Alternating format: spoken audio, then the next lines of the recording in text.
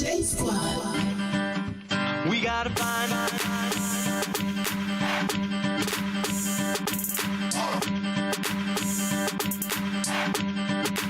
Now what do we do? That's the first clue. Now what do we do? That's the first clue.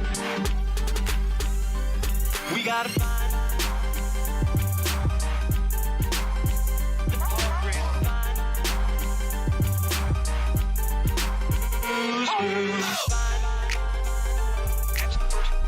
That's the first clue. We gotta find. That's the first clue. That's the first clue.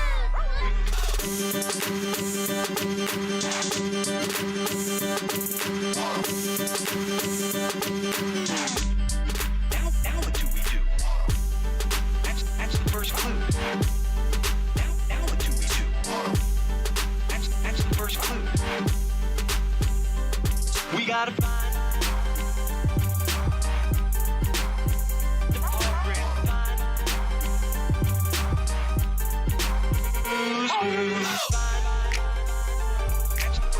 That's the first clue.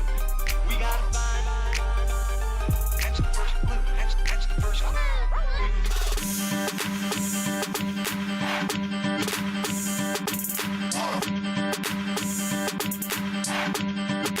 Now what do we do? That's the first clue.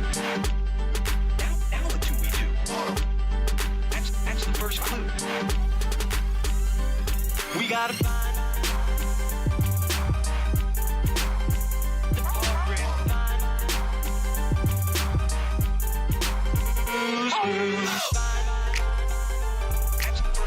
That's the first clue.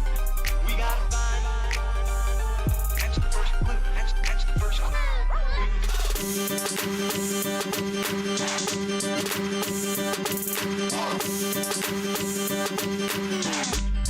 Now what do we do? That's the first clue. Now what do we do? That's the first clue. We gotta find.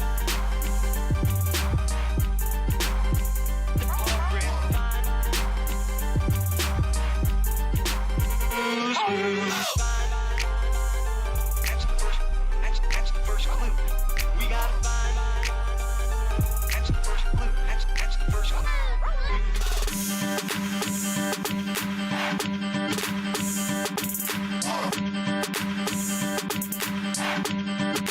Now what do we do? That's the first clue.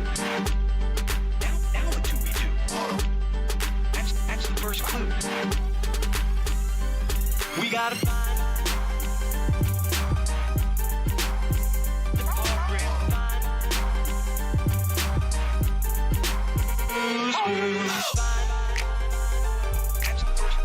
That's the first clue. We gotta find.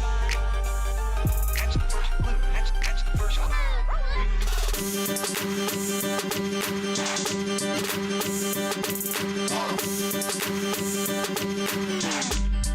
Now what do we do?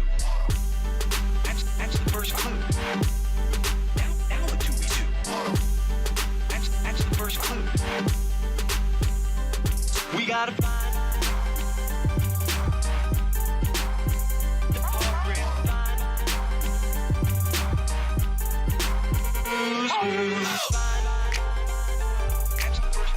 That's the first clue. We gotta find. That's the first clue. That's the first clue.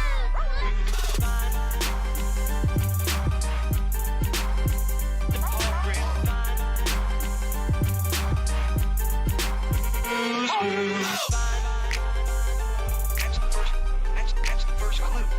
We gotta find. That's the first clue. That's the first clue. Yo, what is going on, guys? How's everyone doing today? Got more VTuber information on VShojo. Hopefully we'll get some more coming out. I guess a lot more people have come out and said that they are dropping them. One, which we're going to watch one of them, actually does it on stream to the actual CEO. So we're going to watch that. I've got a few other things for us to look at too. Some stuff going on with Cyberboy. I've been seeing him talk about I guess a troll that's been trying to get him and some other people kicked off of X and YouTube and a bunch of other stuff. So we're gonna watch a little video on that. Also, I think I figured out my whole problem with Rimworld right now with all of that going on. I think what I've been trying to do is play at my normal speed that I would play the game at, and that's normally when I have to focus. So what I'm going to do here, I've got this one that I put it on instead of playing where I normally play. Storyteller settings. I normally play on Strive to Survive. I've wanted to get, I want to get better just so I could get up to like Bloodlust maybe.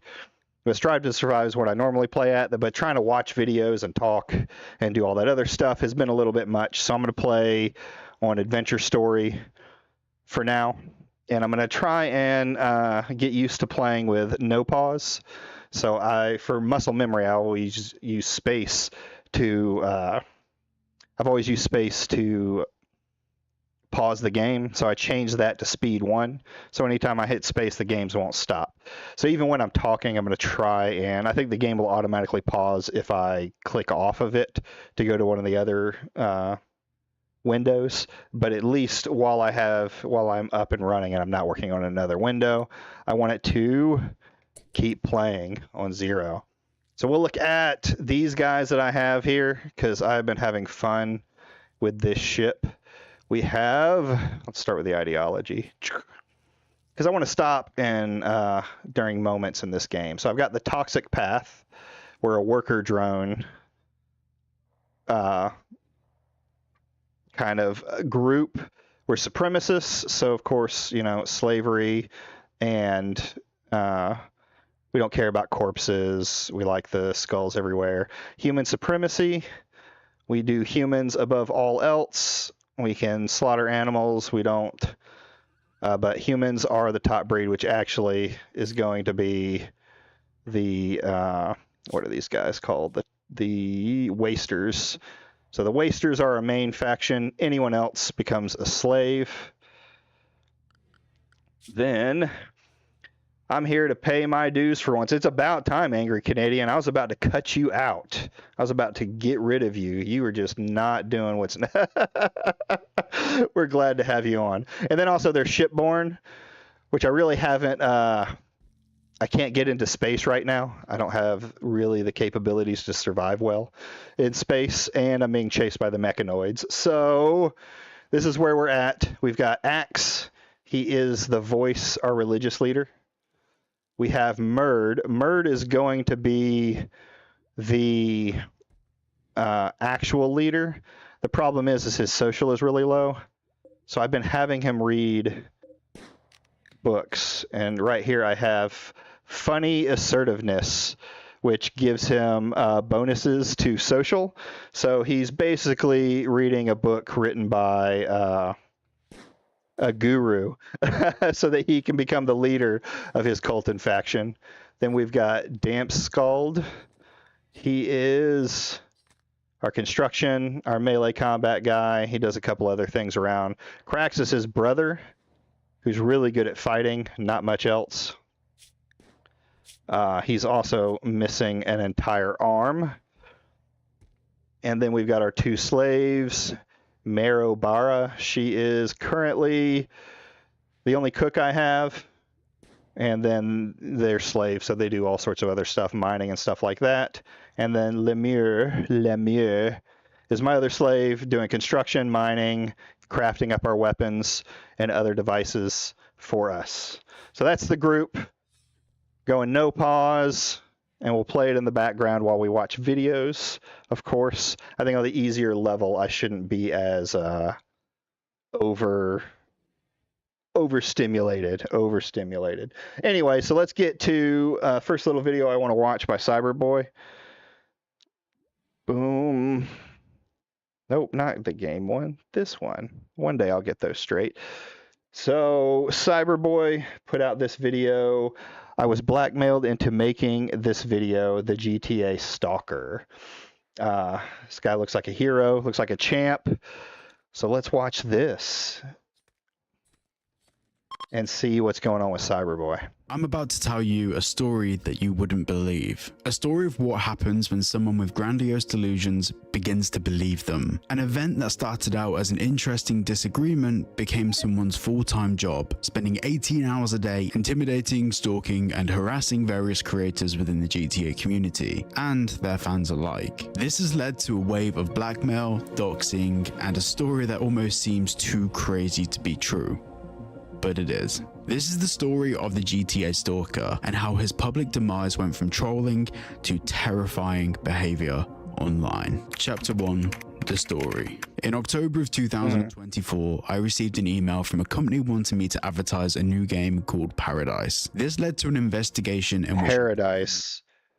Paradise sounds familiar. Yeah, I believe it was a game that was doing like the whole game. They were advertising it in like a vertical slice, like it just didn't look real, and then they put it out. I think I remember that game. Behind the people involved and how this led to what was effectively a crypto scam. During my investigations into Paradise, I became aware of a YouTuber called Creation Dev. This channel was obsessively producing videos about how I'm lying about the game being a scam, and initially I didn't respond because some of these claims were absolutely absurd, or just straight up lies. However, this is when the community posts started. 1, 5, 10. Jesus. Okay, so this is all the same guy. Currently making mod tutorials. Kira, your Zoe looks fire. I'm going to need a picture that I can post. Miss Rose asked for links. I got you. More mods keep popping up that are really going to help. I might have to start doing mod videos. Okay. 100. Initially, that looks like a Star Wars land speeder. Yeah, right now it kind of does. I'm planning on pushing out the sides a lot more. I want it to be submarine-like or like industrial is what I want to do. But I got to get more stuff before I can do that. I'm out of grav plates, which I need to build the bottom of the ship. But I'm getting ready to go on a mission to see if we can get some in raid.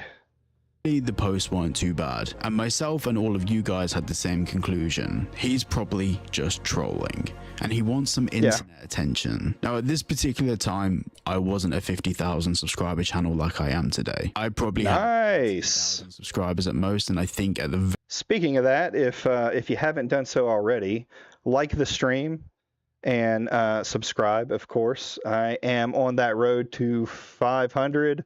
My next goal that I want to reach is 100. It's been going pretty good. I'm already up to 71. I'm actually surprised I even got this far. I'm surprised I even have people listening to me.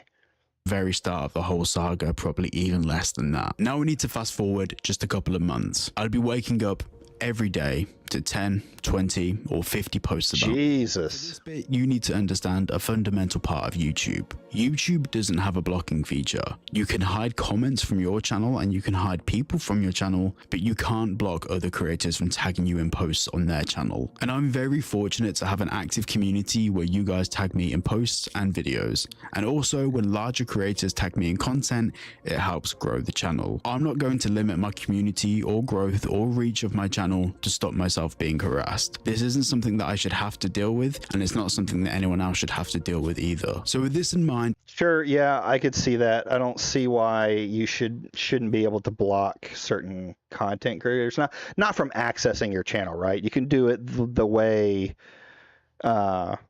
most places do it, where they can still see your work, but to actually have them posting to you every day, that seems like a misfire. They need something in place.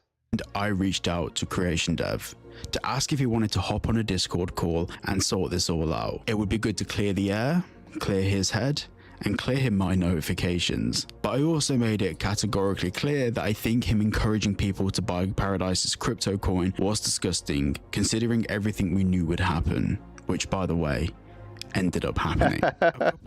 Every rug pull says it's not going to be a rug pull, and then it rug pulls. Weeks later, he replied stating he was too busy to talk to me. Meanwhile, at this point, he was still writing around 50 posts a day about me. Eventually, I addressed it in a video, and then he disappeared. Chapter 2, Resurgence. After having a few weeks of no notifications, it was beautiful. I could see everything you guys tagged me in. I could engage with my mentions tab again. And having a clear notification feed is something that a lot of creators took for granted, me included. Until one morning, I woke up to 12 posts. He had created a brand new account with the express purpose to harass people. Q Creation Dev Zoe. This time his focus was saying how Mind's Eye would be a bad game. He was heavily pushing it. At this point, I was still excited for the game. Whilst voicing a couple of concerns I had based on trailers, but overall I was actually really positive about the game, and considering I'm known as the anti-Mind's Eye guy, that might be quite surprising to a lot of you watching. I was overall I mean, that's definitely the first time I noticed Cyberboy. I think it was McDizzle had replied to a post, and of course I see most of McDizzle's stuff, and yeah, I saw them talking about this game. I didn't look much into it. This might be something to add to the repertoire of things to look at, is these kind of videos about bad game devs and things like that. I was invited by Builder Rocket. Don't worry, too. We have some anti-woker content today, so we've got some angry gooners that we're going to look at. To the early preview event, which at this point I realized it was pretty bad. So I made a video voicing my concerns with what I'd seen at the early access event. So that's probably the first mistake, was acknowledging and making no, hold on. Did he say on this guy? Or let's go back a little bit. Boop. Saying how Mind's Eye would be a bad game. He was heavily pushing it. At this point, I was still excited for the game. Whilst voicing a couple of concerns I had based on trailers, but overall, I was actually really positive about the game. And considering I'm known as the anti-Mind's Eye guy, that might be quite surprising to a lot of you watching. I was overall pretty positive until I was invited by Builder Rocket Boy to the early preview event. Oh, okay. I realized it was pretty bad. So I made a video voicing my concerns with what I'd seen at the early access event. It was at this point that Creation Dev switched. He became a loyal Mind's Eye defender. GTA YouTubers are literally linking games that don't have anything to do with GTA to GTA for views. Mind's Eye plays fine. Mind's Eye is good. And we already know Cyber. So is this guy just arguing with him to argue with him then? At this point, he doesn't like Boy, so he'll just go with the opposite opinion? Because I don't know anybody that looked at that game and was like, yep, this is good. Boy, that boy famous for putting me on goddamn thumbnails. And he's back at it again, lying on the game. How could have you played it if no one got a review copy, bro? But you guys are just like the worst people on the earth. He looks like a sped, yeah, for sure. He took to Reddit, X, and YouTube to make sure he can get out as many posts as possible about Mind's Eye and myself. Now, to spare you all of the details, it was 1,217 posts. Jesus. Of this video, we're going to do away with the timeline, and we're going to go over some individual topics, and we'll come back to the timeline in a bit. In the case of Mind's Eye, Creation Dev has resorted to using ChatGPT to spam out posts about me. He was now ramping up the accusations to me being a drug dealer, a pedophile, a racist, wow, whatever else he thought of that day. Now, this is where things took their darkest turn. This is where this stops becoming internet drama and funny internet meme to actually sick and disgusting. The Mind's Eye situation happened, and the world effectively moved on. I've got one more documentary to make on that topic, but other than that, there's not a lot to bring up other than what the public know. So Creation Dev needed something else to talk about. Chapter 3. Manny Alperez is the person that we're 99% sure is Lucia from Grand Theft Auto 6. Now, when her interview went viral of her interviewer letting it slip that she was in Grand Theft Auto 6, of course the internet swarmed to her social media. So Manny unfollowed a couple of people at Rockstar, she turned off her DMs and turned... It's kind of sad that in this day and age, if you're an actor on a game, and anything about that game is found out to be woke, that, you know, hundreds of retards are going to come out of nowhere to just berate you for nothing else but being an actor or actress in this case in a game. Off the ability for people to comment on her posts. People had no way of getting in touch with her, therefore no way to harass her on Instagram. A couple of weeks ago, the news broke out that she deleted her social media. There were a couple of reports that some spammy crypto posts went up before it was deleted, but it was either that or she just didn't want her social media. She dropped a feed post once or twice a year and only really reposted memes or motivation to her stories. Creation Dev used this entire thing as an opportunity to attack, making videos stating that Lucia has quit Grand Theft Auto 6 altogether because of people like myself, TGG, Nick Tech, Synth Potato, and Gameroll are harassing Manny. Literally, totally made up nonsense. It looks like she's quitting GTA altogether. Until this whole event happened, I had not made any attempt to get in contact with Manny. I had not made any attempt to talk to anyone associated with Manny Perez, and neither had TGG, Nick Tech, Synth Potato, or Gameroll. Then at this point, he really started to double down. This is where we were getting him using ChatGPT to write out the titles for various different Reddit posts, and basically he was trying to actually streamline a workflow to slander me online. He was having to think and apply effort and resources to make sure he could keep up with the pace of slandering me all over the internet. And this is where I reached my breaking point, and it's about to get pretty dark, and I'm sorry for that, but I have to tell you the whole story. Oh, you're on the right channel for that. We like when it gets dark around here. I reached a breaking point. I actually went into hospital to visit my dad. Okay. Well, that was a little bit of a pause, Andy. Yeah. No, I didn't mean like that. Whilst I was in hospital with my dad, I was receiving tag after notification after tag after people sending me links to stuff that was going all around Reddit about some of the horrible, horrific crimes that I've committed. And this is when I decided to reach out to Creation Dev. And I told him about something deeply personal that was happening within my life, in the hope that he was deep down just rage baiting and he's actually just a normal person behind it all. Well, he's not. I'm not going to show you exactly what I said because it is deeply personal, but after telling him everything that let's see here. Boom.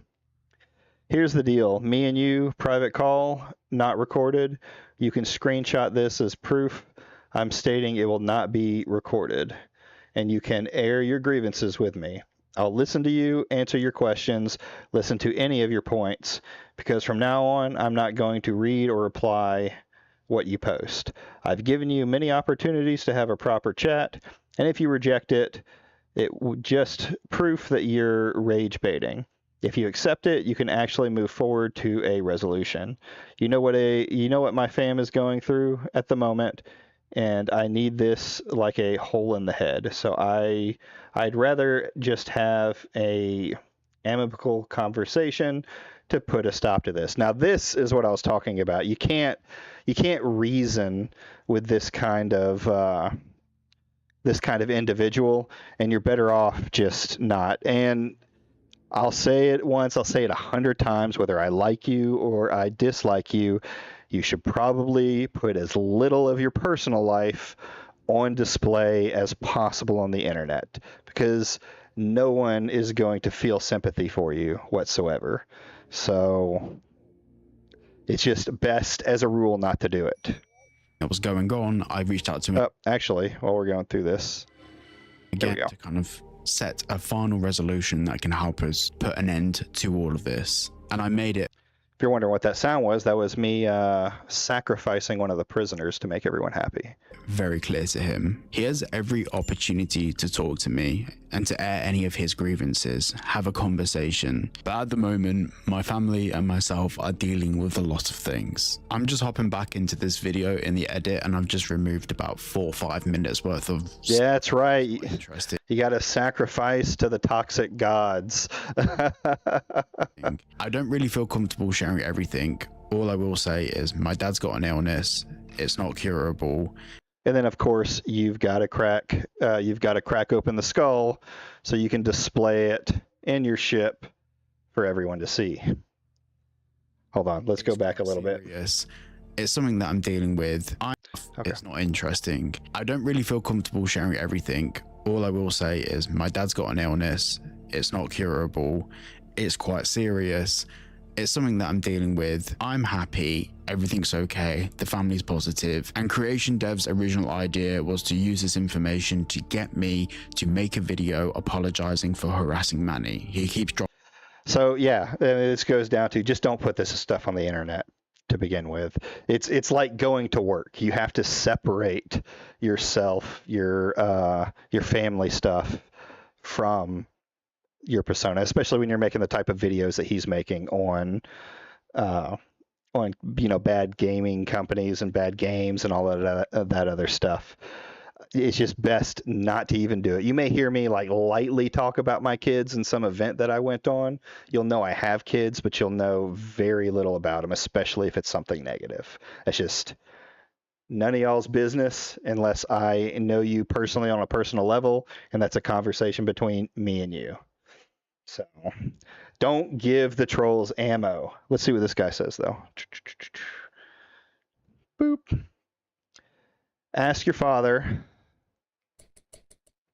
I repeat, ask your father, because everybody's fair game now. Y'all want to cross the line. I want to reach out to people that got zero to do with this. Let's go. Let's go. I'm sure he's a wise man. He's been around the world. Ask your father about the integrity. Yeah, this is just deranged. Looks like, and ask your father what a real man looks like. Ask your father what karma is, and maybe he can educate you, because you just crossed the line, buddy. But maybe ask a man of integrity that no, we don't reach out to women. We go directly deal with the man. I repeat, the man gonna learn something, boy. Yeah, I mean, you're just giving him stuff to bring at you in this point. This is just deranged schizo writing. Post leveraging the fact that he knows this information and he can share it with other people, and he will share it with other people, and he did, but we'll get into that in a minute. But the thing you need to know is I'm not caving to blackmail. I'll never cave to blackmail. Him trying to use that against me when that was me at my lowest point, just wanting a break, just wanting to be left alone, just shows what a sick and disgusting person he is. I don't care if this comes across as insensitive to him. As of today recording this, there has been over 2,500 posts about me. That's just me. There's been hundreds of posts about other people, and not 100 posts in total about other people, 100 posts for each person he appears to have an issue with. And even today, he's just started on someone else. He's just decided. So yeah, I mean, he sounds like an absolute schizophrenic weirdo who just likes to rage post all day on things. And it's like, okay, I don't know who. It's just Stoke. I remember I asked him why we not getting balanced coverage, and he said I'm in the private player council and I don't want to feed the fire. So given an objective opinion on the game, the pros and cons is feeding the fire, huh? This is what I'm talking about, the nonsense as someone with the main channel with the biggest views at Creation Dev. So I'm not speaking as a newbie, but you got to keep integrity with your audience. Careful out there. Skate YouTubers will be getting a video made about them. I'm highly annoyed. Cyber and TGG, you will get a couple of days without a headache. But trust me, by the weekend, part 3 is coming. Jeez. To put out community posts going after another creator. This is a small creator that he wants to bully online. He wants to blackmail me to make me apologize for something I never did, for something I never had any involvement with. Manny deleted her social media. Who? Oh no. Shit. If she put out a statement saying that she was harassed and that's why she deleted her social media, I got time. the first person to call out the Grand Theft Auto community. I'm not shy of saying what I think online, and that's why I'm pretty divisive in the GTA space, because I say shit that sometimes people don't like. So yeah, I'm not being blackmailed. But this story just gets darker. Just for 100% clarity, I do take full responsibility for the fact that I told him this information in the first place. The biggest mistake I've made on YouTube was telling Creation Dev about this. What's compounded this worse is Creation Dev's brother. Chapter 4, the brother. So recently I've had someone join my streams claiming to be Creation Dev's brother. Now, whether it's Creation Dev's brother or Creation Dev from another account, it's really hard to. Let's see here. As a matter of fact, we know your dad doesn't exist. And the closet thing to a dad is your employers at R. If your father was real, my brother would never have done any of that and would. Okay.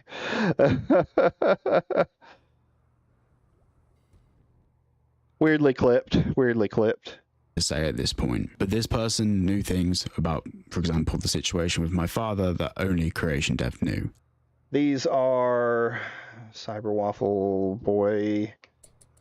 True's father, his story of his supposed father having an illness is not true, and his distraction to make you look away from, I guess he's saying Rockstar Games? Yeah, it's got to be Rockstar Games. We have proof. You are a Rockstar mitigation agent, and all of your alts will be found. Leave Leslie Benzie at. So this guy just thinks that he's harassing this woman.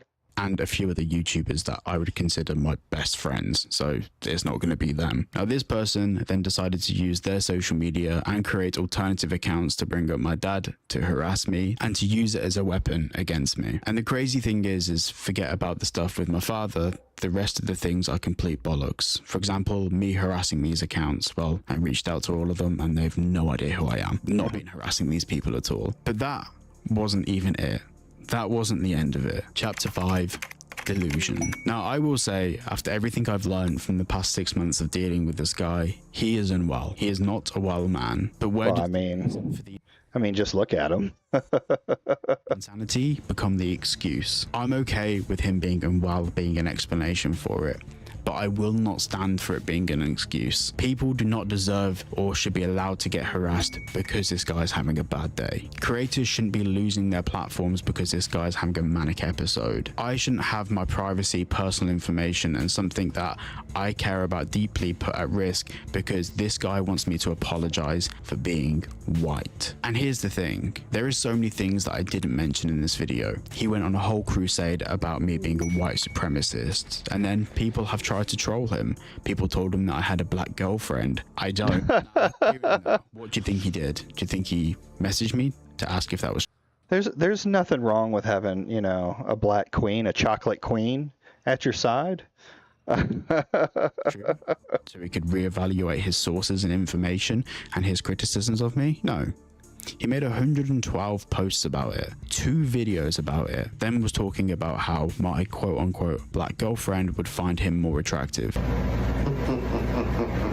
Oh. I see why they hate me now. So apparently, the boy has a black girlfriend. Make sure she don't see me.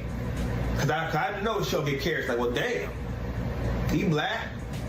And we know that we're definitely more, you know what I mean? Okay, I'll accept it. Yeah. Well, like I said, there is so much stuff I've missed out. I've sent this guy a cease and desist. I've spent money, time, effort, and resources on trying to get the situation to go away. And it's very easy for you. Oh, no. Oh, no. That's not good. An odd corpse that feels waxy and warm to the touch. Something is deeply unsettling about it. That's... I don't like that. We're gonna just leave that there. Sorry. Say, ignore him. How? Delete my YouTube channel? Quit my career? Wipe out my income? Quit what I love doing? Quit what I'm passionate about? No, I get it. His comments are going to be there, right? You're going to see the stuff that people say, but you have to build some kind of resilience to it. Because if you keep answering him, he's getting what he wants and he's going to answer back. So don't do that. And maybe it'll stop. Maybe it won't. He seems like he's an absolute schizo, but you have to be the one to not react to those messages, to even not read them. If you see his profile picture or his name up there, just like, all right, I don't have to read that, and move on. If I, read every, hater's weird message to me in the anti-woke community, man, I'd be answering those all day, and I'd have nothing else to do. Now, I'm not big, I'm tiny, so it's not like I'm getting a bunch, but you have to build some kind of resiliency with this. Just so this guy wins? Or we have the other arguments. It's my fault because I haven't reported him. I have. In fact, I've spent 6 months reporting this guy to YouTube. 6 months. I've had conversations with YouTube. And the thing is they've said that they can't do anything because the threat of doing something is not the same as him actually doing it. They can't get him for blackmailing me until he's actually released the information. So I'm releasing the information. Yes, I made a mistake telling this guy about it, but I don't care. Desperation got me to that point, and I'm now doing this video in desperation. What this guy's doing... Well, this thing, you can't do it in desperation, man. You're just showing the weakness that he wants to see. He thinks he has you on the ropes, man. I mean, flame the guy in a video like you're doing now, call him out, but know that it's just going to be more of the same. Like, it's probably not going to change anything with this guy coming forward. In fact, it may increase the amount that he's going after you, right? It's one account and maybe an alt account he's using, or his brother. You got to throw that off to the side. Also, boom, boom, boom. Get back to reading your book on how to be more funny and assertive. Has been allowed to happen for too long. It's currently 4 a.m. recording this last bit of the video. My brain's a mess. Right, lawsuit. So I issued a cease and desist, and he basically pissed all over it. Yeah, I do have the guy's real name. I don't have his address. I don't have a way to actually file a legal motion against him. I also, at the same time, have spent 6 months trying to defend myself against this guy. It's one of those things where the longer I spend on this, the deeper I go, the more I give myself to this guy, the more I dedicate. I mean, I guess you have his name, and if you really wanted to pursue legal notice, you could bring that to a lawyer, and they have ways of finding that information. But what are you going to get out of that? This guy's not going to have any money. Has he actually caused any damages to your channel, or is it just he's annoying and you're going for what, emotional damages? It still comes down to, man, you just gotta let it go. Time to him, resources to him. The folder of all of the screenshots that you've seen throughout this video is 5 gigabytes. That's just for photos, and I only used about 54 screenshots out of the 700 I collected. In fact, towards the end of this video, you'll be seeing a lot of gameplay. I got to the point where... Definitely don't admit you have like, oh, I guess you want to keep every screenshot in case he does something illegal. But it sounds crazy to have every single screenshot that he's ever sent you on there. That's just me, though. I don't want to spend any more time on this, but I want this video to be publicly out there as a record of what this guy is like. If any other creators have problems with him in the future, this exists. This is a video that I can send to YouTube to explain the situation. This is a video that can be seen by people to understand that this guy's a piece of shit. This video acts as a preventative measure for if this guy ever does get a viral video or ever does have his big break on YouTube. Did I miss anything? Because so far we've got like I thought there was going to be more to it.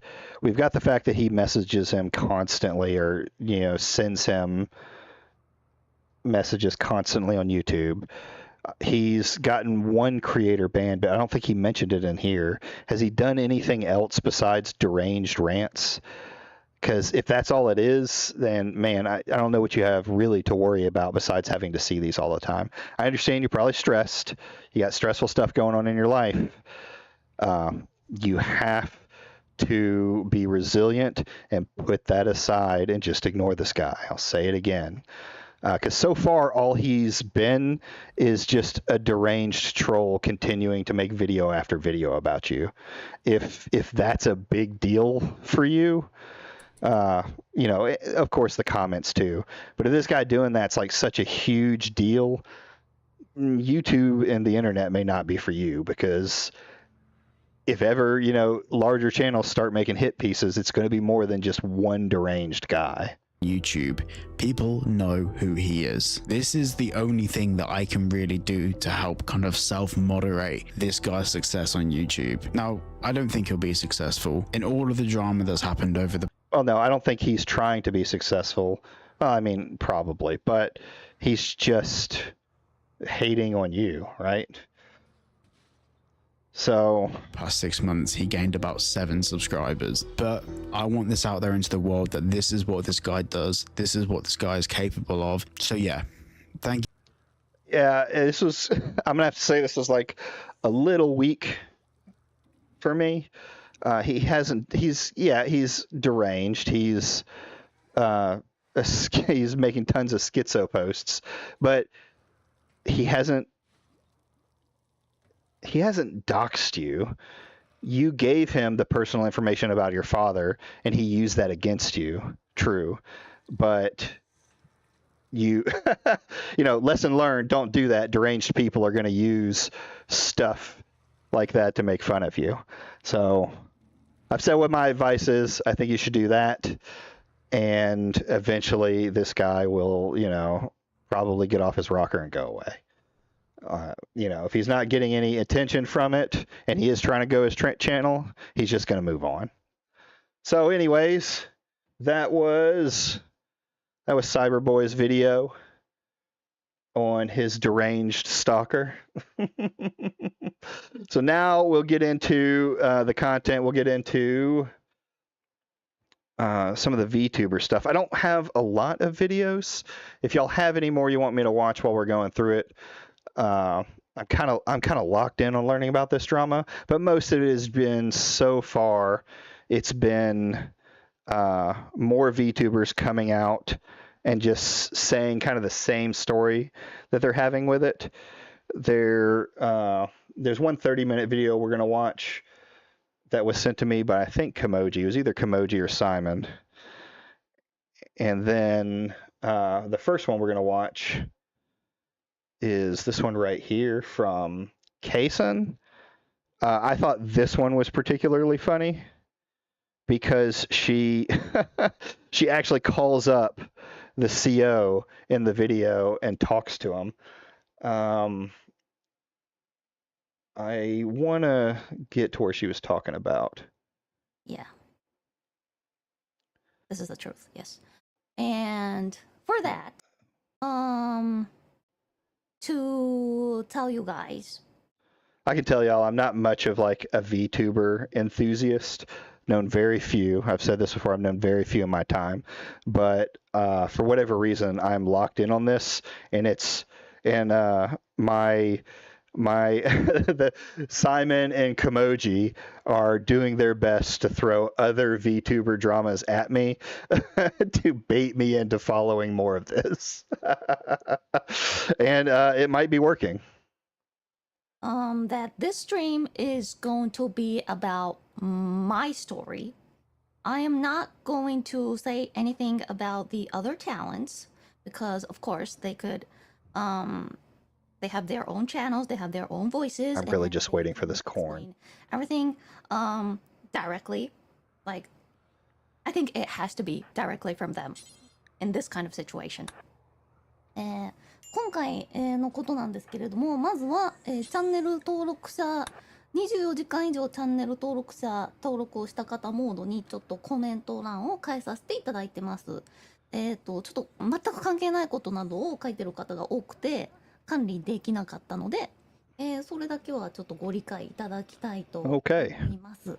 I guess she has both, I'm assuming Japanese and US audience, so she speaks both languages. 他のタレントの皆さんの今 V 少女でいろいろと起こってることが多分日本の方は特にわけわかんないって感じだと思うんですけれども、ここに関して私に今起きてることだけを今説明します。説明。っていうのも、まあ他のタレントの方は他のタレントの方自身で自分でお話ができるチャンネルもあるし、そういう状況なので、私が Okay, 今 okay, ここで言うことは、私自身の、今月で辞める予定 paid me since to me too. 実は V 症状 okay, okay. We'll start from here. そもそももともと今月で辞める予定でした。Yes. で、and the reason why 理由はなぜかというと because VShojo hasn't paid a significant amount of money to me too. それは、VShojo She was Kiryu Coco before. I don't even know who that is. So I guess she moved over from another VTuber organization because that's usually where they change names, right? は、私ケイソンにも、とてつもない量の、未払いのお金があるからです。Yes. Oh, she was from HoloLive before the Taiwan incident. Okay.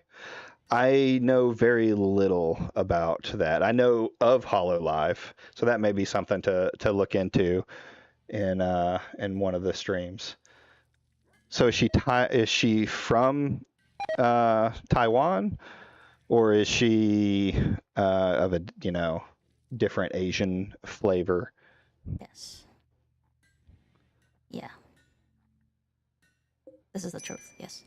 And for that, well, what should I say? They haven't paid me since last year. I guess it was September.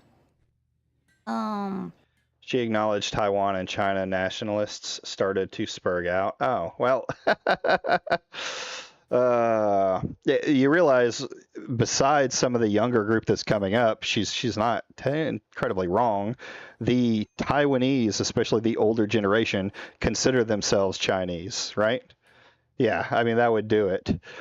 Like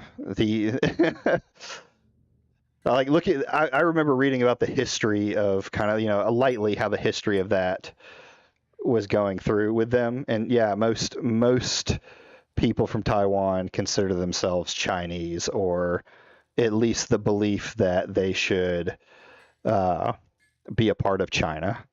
They just don't want to follow under the current Chinese government. Till that time, it was good. Everything was good. I did not have any complaints. Well, sometimes the payment was kind of slow.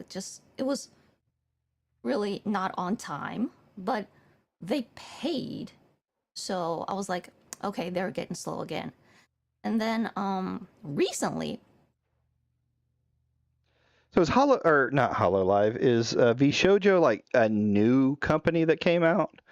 Like I always think of these VTuber groups of like as massive organizations, but then are they really? Or is it just some guy? Because I mean, we're gonna see here in a minute that she directly calls the CO, and I don't know.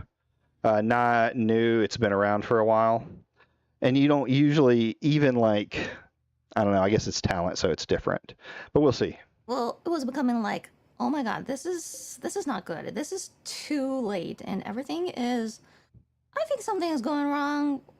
That's I was like, there's so many limited things. I could say I'm trying to say it very correctly and very politely. Here. Yes. Yeah, I'm sorry, I'm just reading the comments right now. There's legal situations going on, so I can't say anything about the other talents, but if they owe me, I guess let me say that in Japanese. V 症状からの、支払いが、実はもう1年かね。私は、知らないことが多い。going to pay me the multiple times. 側から、There we go. 不誠実というか、多分、嘘なのかなみたいなことも言われてたので。So I have been lied to from the company a lot about the situation. So my payment stopped last September. I was asking, what's going on? Wait. All the time. Hold on. What does she mean her payment stopped? Like they just stopped paying her? She's been working since last September for them? That seems like it should have come out like a lot sooner. I'm sure there's other things like I don't know what all they control, right? Do they control the ad revenue, the channel, the other stuff, or is it mostly like the marketing side of it, sponsorships and things like that? Because I mean, if it's the full channel and she's not getting paid, how did you survive that long? But even if it's not, like if they just suddenly stopped, why wait so long for anyone to come out about it? Multiple times. All they said was, it's gonna be paid, it's gonna be paid, it's gonna be paid. And it was never paid. And I think it will never be. Yes. The reason why I waited so long was that if I like say, okay, I'm gonna reveal this information and I'm gonna quit. If I say that, I thought they were not going to pay me the amount they owe. And Yep. that was scary for me. But so recently I've decided, fuck it, I'm leaving. And I was about to tell you guys that I will be leaving this month. And I was getting ready for that. I wasn't ready for today's whatever came out today. I was not ready. There were so many things that I love how you are evolving, by the way. I like to imagine this place. What do you mean, Grizzle? Are you talking about my Rimworld or the channel in general? As like the internet sports bar where everyone's different, but like we all like to watch you. Oh, I got you to steer the convo. I see Wargaming Dad. I slap the like button. Thanks, 17. Yeah, I mean, I'm trying to be. I mean, I like just watching content and stuff like that when I play. So that's what I wanted to do. Like, why not do it and be able to chat with people? There's not a lot of people that I can chat with about this kind of internet stuff. Even my more civilian friends aren't that way. So it can be nice to talk about these dramas and these characters that I like on channel while I'm playing one of my favorite games. Let's get back to it. Thank you, Grizzle and 17. I appreciate the positive stuff. I'm enjoying myself. that I didn't know, but this is what I know, and this is my story. Yes. And I will have. Hey, I'm glad you're done with the move. VShojo CEO, VShojo. Or having to explain his army friends about the virtual girls he's I've even the anti-woker stuff. Like my friends are all very into like the gaming scene and stuff like that, and I'll be like, hey, have you ever heard of Smash JT? And they're like, I have no idea who that is. It's the normies really don't even know much about it. We'll see. Maybe they'll start watching and they'll learn too, and then we can have conversations.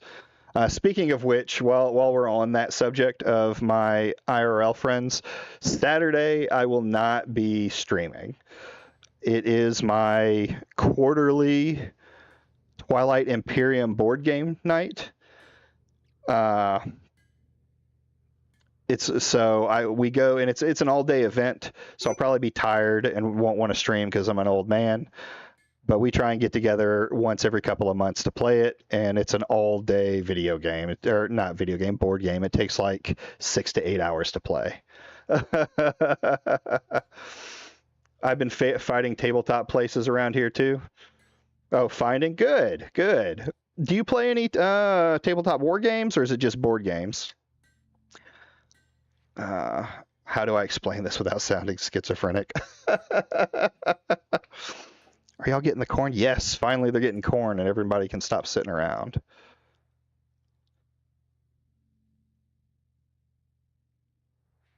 JPCO.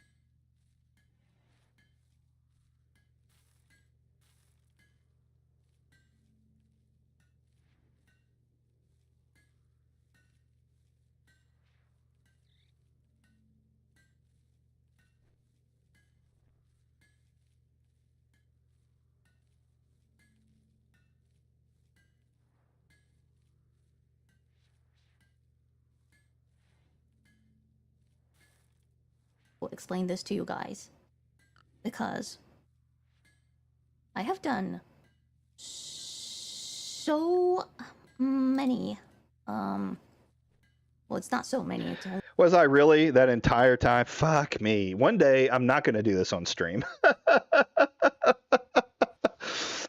I need to just start a muted counter. Nids are the way to go. No, they're not 17. We all know that the death card is the best. They bring all the gifts. It's quirky, if you say so. Anyways, what I was saying is, like, yeah, financially with Warhammer, it can be hard to get into. Most shops, the average points that people play is around 2,000. You can find people that'll play for less. 1,000 points, though, is still a hard ask for, I think, anybody in the gaming scene. 17's wrong. Nids are not the way to go. That's the coward's way out. We don't do bugs around here. We play real armies that are gift givers, like Nurgle, like the Death Guard.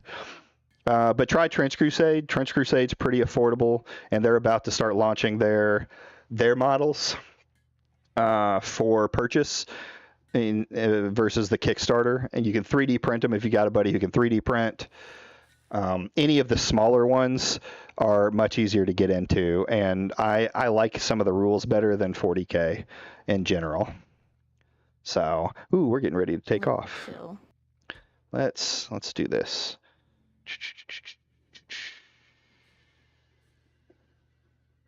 Boop. Gimmick armies are the best armies. Oh yeah, 100%. If I make, so when the problem with me is I need everything to have a story. So when I build an army, I build it with some kind of story in mind. I don't usually go meta. And I play against a friend of mine who, he doesn't go meta either, but he's a better player than me. I've only ever come close to beating him once. But then we have another friend who just plays meta, which isn't bad. There's nothing wrong with it. It's just for me, the army has to fit my headcanon before I can do anything else. Like my Necrons that I'm painting now, I've got this. I've mixed blue and green with some silver metallic paint, and all of the models that aren't the leaders, I paint the mask, the head of, so that it's kind of like themed, like everyone who's not the royalty has to wear a mask. They're just the drones. They're just the people. Or that's the way it was before they became Necrons. So stuff like that. That's more imaginative, honestly, and it makes the event cool, honestly. Even if you got a YOLO, hey, sometimes it's fun just to have little stories, do little campaigns. But anyway, let's go ahead and take off. If you haven't seen this, this is so cool. This DLC, the Odyssey DLC, just absolutely changes the game so much. Like, I've been jumping from map to map, and it is amazing. I haven't gone into space yet. To the Imperium and beyond. Boom. Let's get up here. Now, where did I want to go? I guess I should have looked. I need to head towards one of these places. The ancient reactor. We'll start heading that way. Tropical rainforest. I need more wood for fuel. So we'll do a tropical rainforest. Boom. And away we go. I get a little like giddy and a little nerdy every time I see this thing take off and land. Oh yeah, absolutely. It makes it far less terrible. Like now, instead of, I mean, if you want to do the normal send a convoy out, you can. They've also added new mechanics where you can set up a little camp, so that if you need to do stuff like gather food. I haven't played FTL, and I love roguelites. I don't know why I've never picked it up. But anyway, you can pick up little. You can make an actual camp and build stuff in it if there's things you need to do, forage, hunt, stuff like that, cook food. So it's added more to that as well. But if you don't want to do that, you can literally just make a small ship for your base and then just launch them to where you need them to go. I don't recommend launching directly into a place unless you got, the right stuff. Wait, I got a banger game to share. I'll send it in Discord. Okay. Yeah, I'll take a look at it. I've got to go over, that's another thing I want to add to my apparently mushy soil, to my bar stream, as Grizzle likes to say, is I want to, I know Nazmir sent me a few, and I think Kamoji has too, is kind of look at some of these indie games, because I love indie games. All right, we got Steel there. We got, and I want to showcase more indie games, because I think that's the way to go for good games. I mean, there's a lot of trash out there. There's a lot of trash everywhere, though. But, man, you can find some real gems. Okay. There's no real fertile land. Sent it on Discord, indie game channel. Okay. All right. I'll take a look at it, and, maybe I'll pull it up on the next one. I've heard so many good things about FTL, I need to try it out. Yeah, it's one I need to try out, too. I mean, if you like roguelites, it's like one of the genre-defining ones that came out. Just, you go until you die. It's, permadeath. I do that in Rimworld. I try not save scum, or I at least have it set up not to save scum. I'm going to need more steel. Let's put here so I can grow some rice. Commander Quest is really fun. It's a roguelite. Okay, I'll have to check that one out too. Another, if you really like roguelites and you don't really care about graphics, like, oh God, what's it called? Now I have to go look. Caves of Cud is one of my favorite roguelites. It's really, really like low graphics. We're talking about it's almost ASCII graphics. But it's permadeath. When your character dies, it deletes your save. And there's so many fun things that happen in there. Anyway, enough yapping. Now that we've got that beautiful landing, we're going to keep listening to this anime girl. I've done 2 streams with him. I was saying all the good things about VShojo. Fucking embarrassed about this. I mean, I don't know if that's something. I get the embarrassment. You're being embarrassed with it because you thought it was a good company, but I don't think you can't help it. You didn't know necessarily the inner works. It's why you got to be careful and really read into stuff when it comes to the company. But yeah, I mean, you're the one that's not getting paid. You're kind of the victim. It's my Yakuza VTuber queen. Oh, is this one of your favorites, Angry Canadian? She was the face of the company at some point. Oh, okay. Yeah, I could see if you're making that the face of the company, how that would not look good on you now that this is all coming out, right? Especially since it's coming out after the fact, after a lot of this came out. Not saying that that's a dig on her, but I'm just saying that's how a lot of people can view it.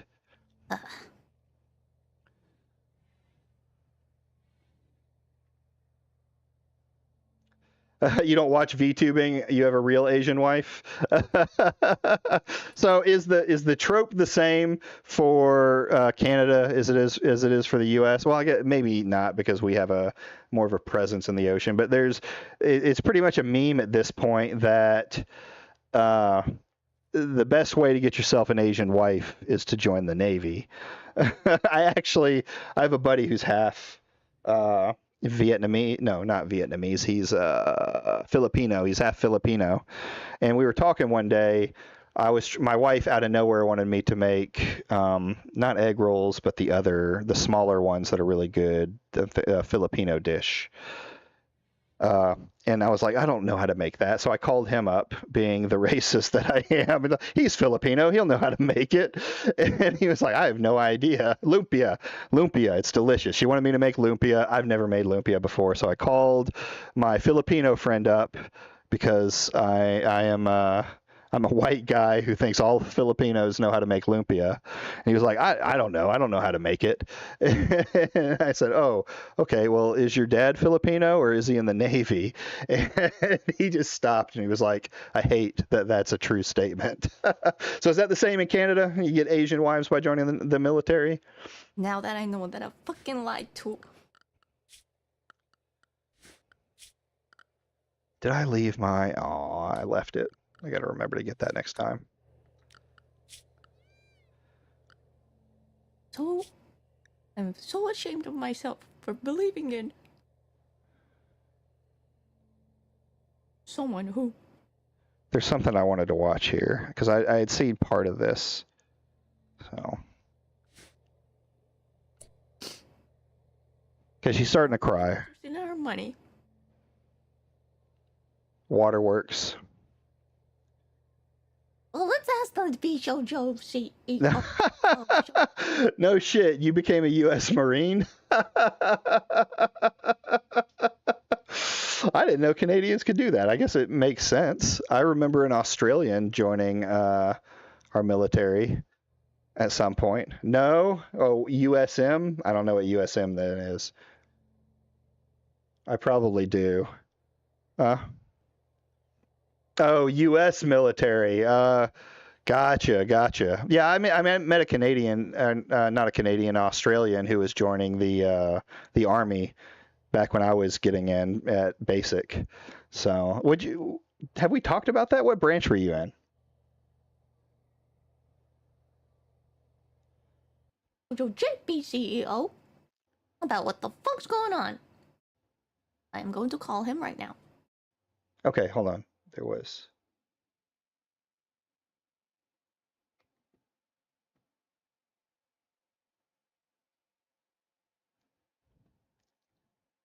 I'll stop Hey, it's all right, man. I don't mind getting one guy a little bit and falling off the edge.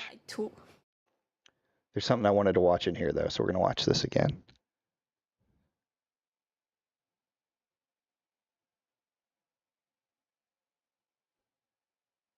So, I'm so ashamed of myself for believing in someone who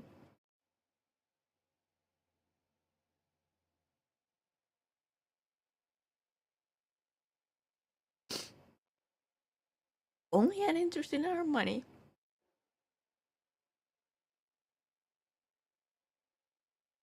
Well, let's ask the VShojo CEO. VShojo JP. Okay, it wasn't what I thought it was. I'm gonna give her props in this. Like, she does start sniveling, and you know how I feel about crying on stream and things like that. But the difference here than what I've seen in a lot of other people is she seems to compose herself and continue on. It doesn't sound like she's I mean, you could say the sniffles maybe, but it doesn't sound completely like she's trying to milk sympathy out of it, right? One of my buddies is a big VTube follower. He thought it was weird that a few of these idols had left a year prior with no reason. That's interesting. I wonder if that's, I mean, obviously now we know at that point. CEO about what the fuck's going on. I'm going to call him right now. Just the idea, like, I'm just going to call the CEO.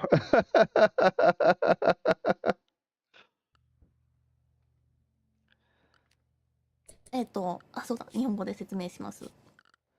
今朝、マウスちゃんから出た情報とかについては、本当に知らないことが多くて、なんとなく V 少女の内情が、まあ、お金が支払われてないことで、V 少女の内情がやばいことには気づいて、Alright. No, not human. I want animal corpses.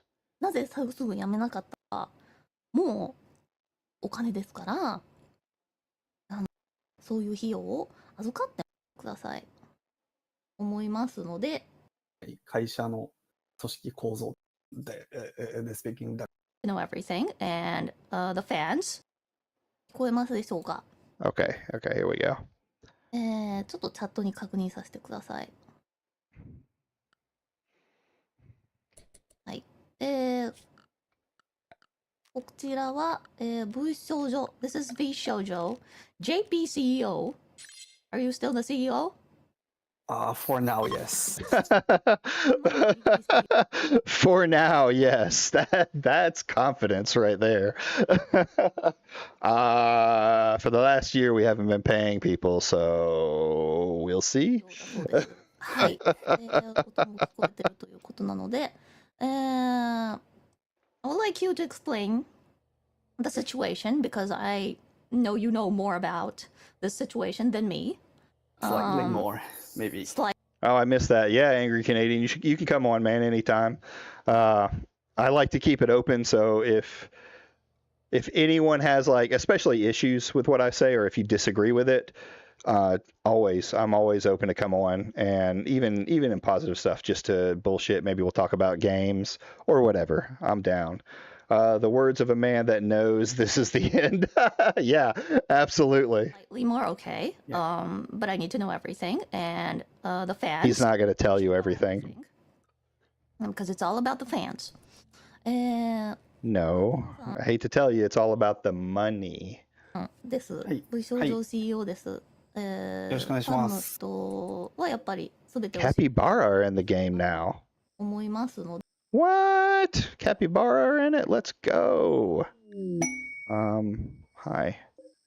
Capybara meat it is. そこは。見てくださいね。 Yeah, absolutely, Angry Canadian. You just let me know.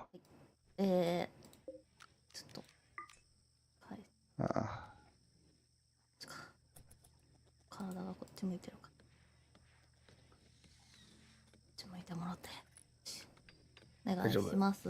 He'll be explaining in Japanese and in English. Is that okay with you? You know,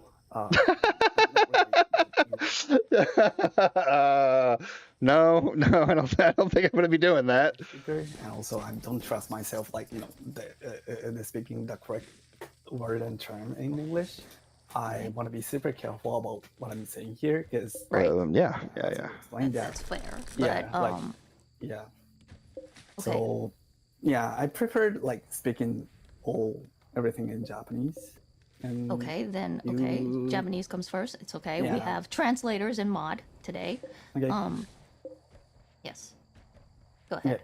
では、 So はい interesting. まず日本語でどうぞ。まずディスクレーマーなんですが、はい。私はまだ会社の人間ということになっています。はい。なんで、まあ、そもそもここに出るべきではないっていうのがまず一つ。ここに出て、私のコントロール下で物事を話すべきではない会社の組織構造的には。はい。っていうことであるのと、法的ファンありき係争ですから。ファンありきですよ。そう、こういう会社とかって全部。はい。 Okay, なので let's- 私は今電話に出て、はいここで説明してほしいと思ってるケイソンや、話せることをしています。I like that she put above him like VShojo JP CEO for now. ということと、また、And what? You were not allowed to involve? You were like not involved in so much of the stuff that was going on?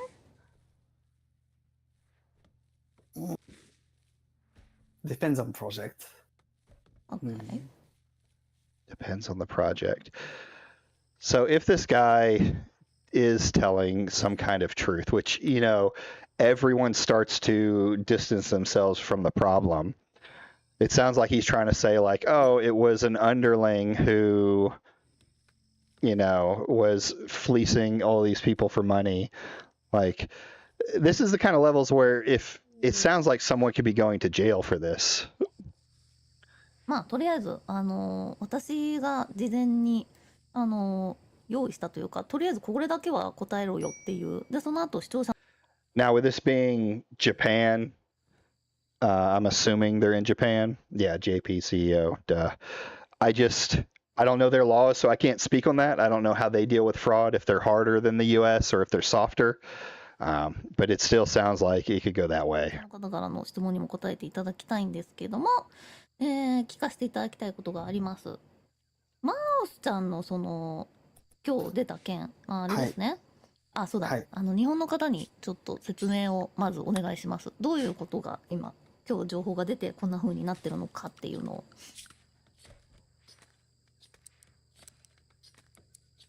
あ、私からですか。はい。はい。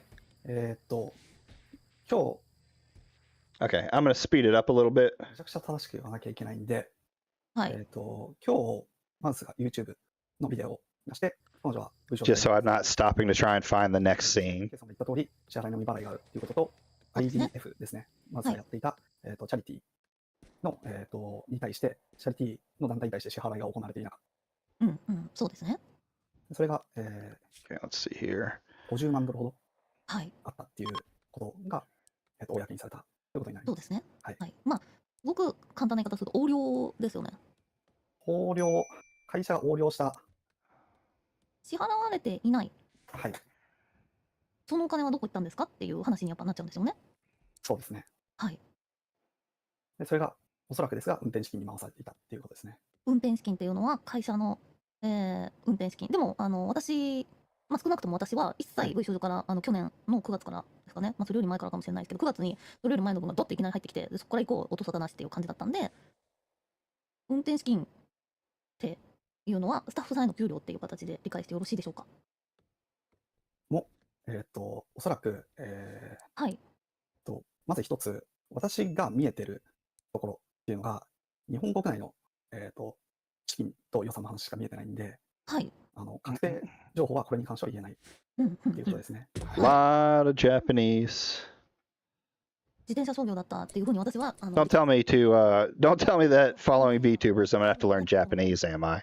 I'm dyslexic. I have trouble with the タレントファースト with the US language with English. We're American. 欲しかったなっていうのがありますね。ずっと支払われないまま遅いですよって言っても待ってください待ってくださいっていうふうに言われていたのはどうしてなのかっていうのは非常に気になりますね。そうですね。実際に資金っていうのが、そこまで良くなかったっていうのがあったんですが、はい私が聞いていた限りだと、払えるというか、その払われていたりだとか、払えているっていうところを聞いていたんで、うん払えなくなるとか、その払えるはずのお金がどこかへもう使われてしまったみたいなことは、今の状態では聞いていなかった感じですね。So you were told from VShojo that they were willing to pay, willing to pay, willing to pay. They're gonna do it like next month. Of course they're working on it, working on it, working Time on it. to learn Japanese, buddy. No. Do you know Japanese, Kimoji? というこ Are と you です。 telling me that you've been lied to? Written language, at least. 嘘をつかれていたというなんかアクティブな言い方というよりかは、そこに対しての、閲覧権限がなかったっていう感じですね。私もなんかそこが、ケイソンに支払われてないっていうこと Just a few words. はい。そこを払ってくださいよ。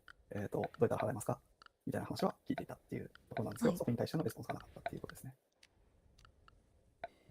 なるほど。はい私がどれだけ日本のスタッフさんにまだですかまだですかって言っても結局それは本社にそのまま聞いてて。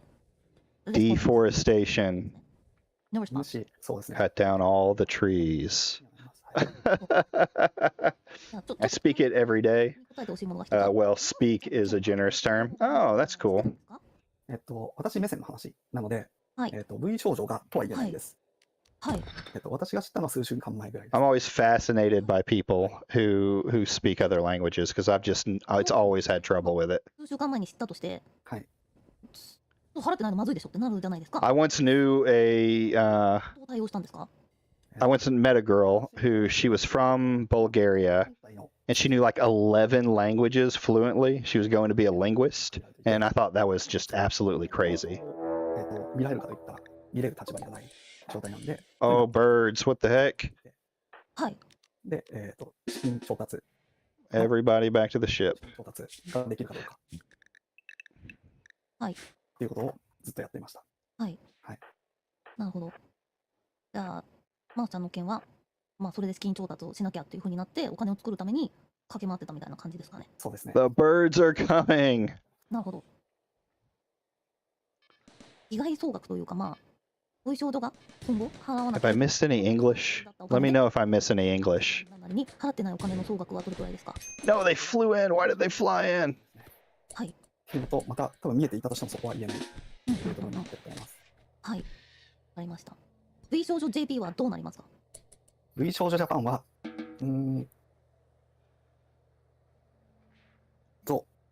まず V 少女の構造を一つ説明すると、Was that a murder of my cause? OK。で、ジャパンは完全に US の傘下になっているはい。ので、基本的に、ジャパンの、登記や会社構造はあっても、財布というか帳簿みたいなところは基本的に本社主導で行われている。はい。ファイナンスが本社主導で行われているということですね。なのはで、日本みたいなものがあっても、基本的に日本の、バジェット予算があって、それに対してどれだけの売り上げがあったか、でどれだけの支出があったか、というところがつけられている。だから、完全に、切り離されたエンティティ Oh, okay. She's asking him to explain what VShojo Japan does. Nice. おいて言えば、 Thank you, Canadian. めちゃくちゃ勝負する Another reason that we might have to bring you on in some cases. タレントのパフォーマンスも出ていたのと、うん給与が本社に比べては低めではあったんで、低め低め。はい。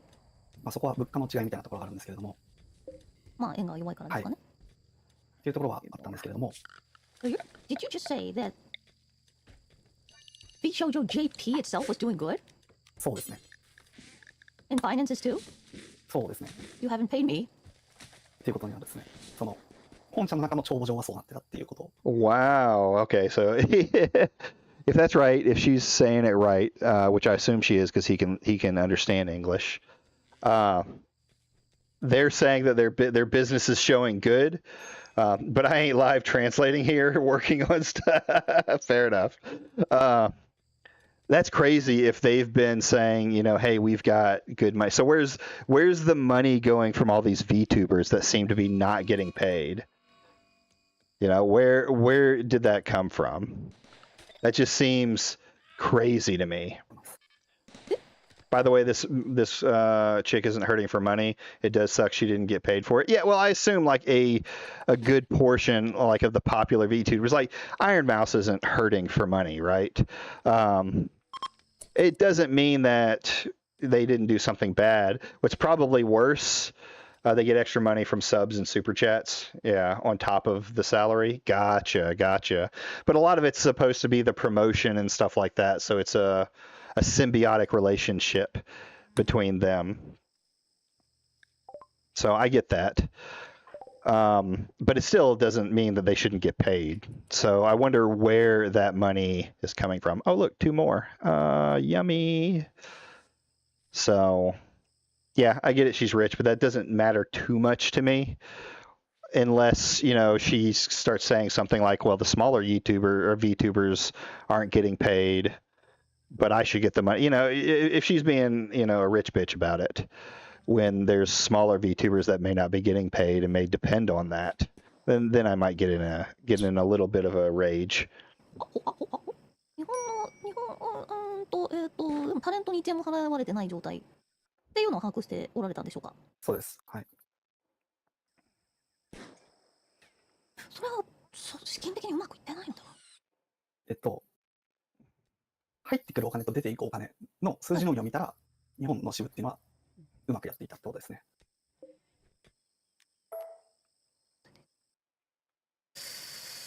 出ていこうか。入ってきたお金と。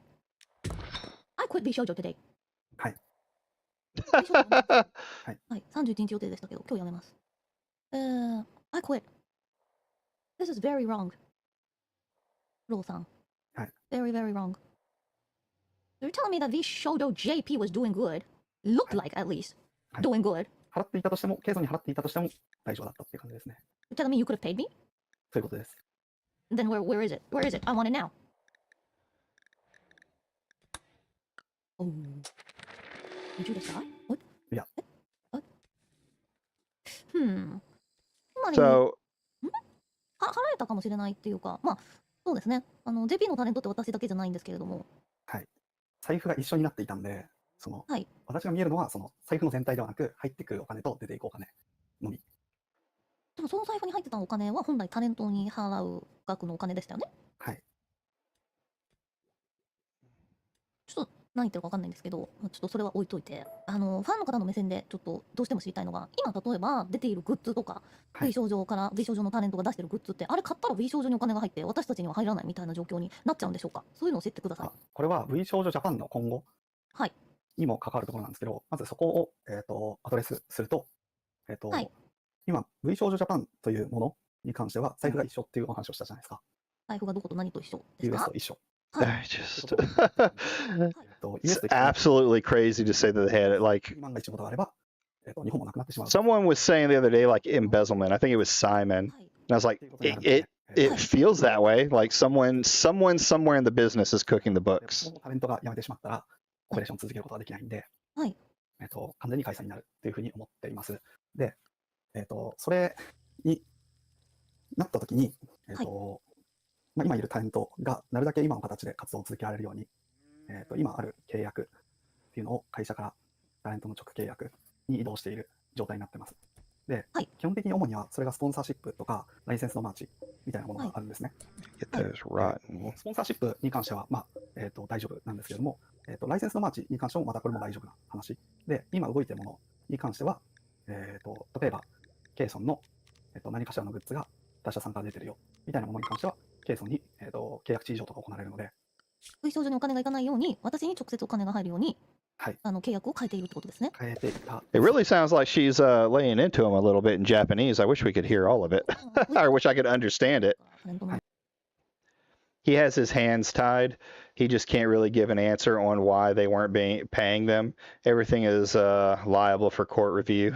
Yeah, it's exactly it. Is he's trying to explain it in a good way, but it seems like a bad move if that's what he's trying to do on this part by saying that they did have the money, right? Like, what do you mean they had the money to pay, but they weren't paying him? Why are you saying that on stream? だからっていうことですよね。そうですね。はい。もうそうなんですけれども、そうですね。その動きをジャパンでは内部では進めていたっていうことになってます。Oh, she is pissed. Never get in front of an Asian lady and her money. You know from experience. This is what everyone wants to know. Why did this happen? Why? Yeah, he's not going to tell you. これに関しては、全ての範囲を僕が見えてるわけじゃないんで、何も言えないところなんですけれども。Why aren't... はい。会社自体が帳簿管理に関して割とずさんだったのかなっていうふうに思っていて。はい。で、そこは、特に日本のスタッフなんですけども、の目線から見ても、日本の社員は特になんですけど、ずっと質問していたことに関して、返ってこないとか、その全体の戦略みたいなものが、定量的なその資金と紐づいて帰ってきていなかったっていうのはあるっていうことですね。どういうことですか？ちょっと意味がわからないです。要するに、お金のトラッキングみたいなものをちゃんとやってなかったんじゃないかなというふうには思っています。You know, it makes sense too because if she was the face of the company for a while. It's like they just weren't good at it. ということですね。 Finances. どういうことですか？ちょっと意味がわからないです。要するになんかお金のトラッキングみたいなものをちゃんとやってなかったんじゃないかなというふうには思っています。Are you telling me that it's not like someone did something maliciously? It's like they just weren't good at it. ということですね。 Finances. ただもう誰かが悪意を持ってやったんじゃなくて、ただただも What? ういわゆる So,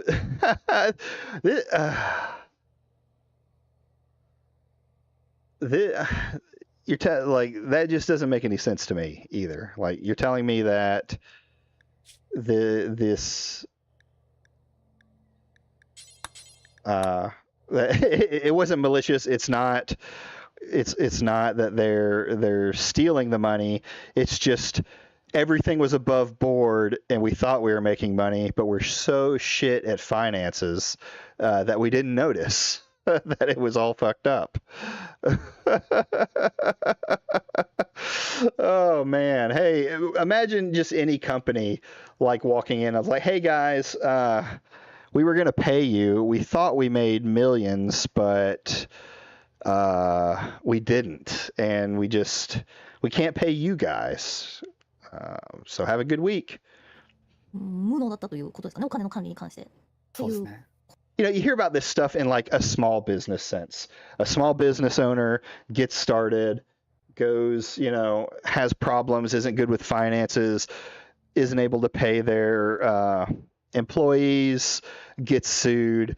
But you don't hear of this in like larger companies where, these VTubers, like she's got 1.3 million subscribers. She's pulling in bank alone. And if they're marketing her right, they should be making bank off of any of the advertising and other stuff that's going through with it, right? ことですかね。Are you getting paid right now? は、あなたはお給料もらってるんですか？今 V 賞 Are you getting paid? ほぼ Of course he's getting paid. ペイカットをいいです待っているっていうペイカットって何ですか？給料がもう半分以下になるみたいなっていうのが今年の初めぐらいから続いておりますね。まあでも私がの話になったと申し訳ないんですけど、I'm sorry it's all about me, guys, but the only thing I can talk about is me right now. So, well, I'm not getting paid. Well, I'm not getting paid. You were getting paid. Well, staffs do have to get paid. So I'm not gonna say like, hey, don't pay the staff, just pay us. No, I'm not gonna say that, but just kind of sounds very unfair. Oh yeah. そうですね。うん。ただし、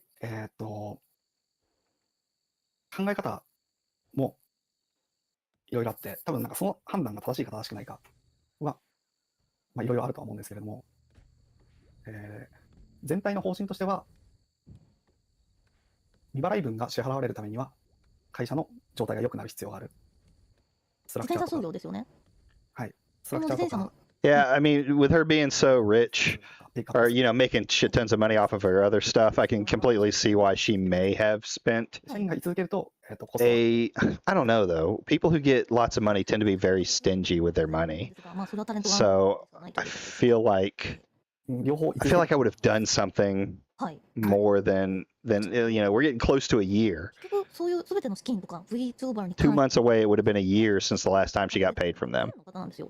ファンの方って誰についてきてるのかって言ったら会社じゃなくて Oh God, it's right next to an ancient danger. いう方は間違いなくいらっしゃると思いますし、それはね全然否定されないんですけれども、間違いなくやっぱタレントをサポートしたいからっていうのでお金を払ってるわけであって、はいっていうふうに私は思っちゃいますね。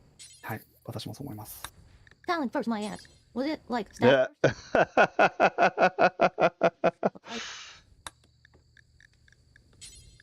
I mean, スタッフは本当に悪くなかったと思います。誰が悪いとかそういうふうに今 blame. It's not like I want to blame someone and just yell at it because that's not going to do anything. That's not going to pay my check. So I'm not going to do something like that. US に違和感を覚えた時点で JPC さプラスタレントで共有する手段はなかったんですかという質問が来てます。共有して。So this is just kind of going back and forth. 何かできるのを探る方向にはあったんですけれども、はい、So she's already said she's quit. It doesn't sound like they're saying much more. We'll listen for a little bit longer, see if anything else comes up, and then we'll go over to the next video, which seems to be more of a, I guess, an explanation どう piece. いう意味ですか？一番の原因としては、日本の、会社の財布が US 一緒になってるよっていうところが一番の原因であったんで、はい。そこを分離するみたいなはい方法だとか、他にも探った方法としては、日本だけ切り離して、はい。日本のキャッシュフローに関してはそんなにその帳簿上悪くなかったんで、はい。他の会社にその会社譲渡して、他の会社の一部として日本のみを運営していくっていう方法もあったんですが、はい。私がそれを察知したのがちょうど2、3ヶ月前ぐらい Actually, I shouldn't do that yet. Hold on. で、その中で1ヶ月でそれを行う Don't do it. Don't do it. 時間がなかったのとタイミングが悪かったっていうのはあります。タイミングが悪いっていうのは？それはその実際にいくつかの会社さんとそういった話はしてたんですけれども、はい。日本だけ切り離して、はい。で日本だけで運営していく上でどこかのん単価にしてくれませんかみたいな話はしてたんですけど、ちょうどそこが、交渉ができるような時期が相手方がそうではなかったっていうところですね。うんうんうんうん。ははいいはいはい。で、結構日本に関しては優秀なスタッフを集めたつもりではあったのと、 Bum, bum. いたので非常に残念ではあります。うーん。はい。It's weird because we're not. She's not. Let's see if I can see a replay of the chat. Maybe it'll say more. 答え、今、そのファンの方が、例えば今、ケイソンが、フィギュア出したよ、何とか出したよっていうの Yeah, を、 this sounds like mismanagement. No. もう、V 少女が間に入った契約ではなくなってるという認識で、 She needs like a translator in her chat for us American dum dums. 私の話がかなってて、っていうのはほど、靴買ったりとか、それって、ここじゃない。タレントが追加されたこともそうなんですけど、追加しようとしてることもそうで、はいタレントを追加しよタレント追加され Okay. たお金が入ってきて、それでなんとか次のお金は払って、で、ごまかしてっていう風になろうとしてたんでしょうかっていうう、風に思っちゃう。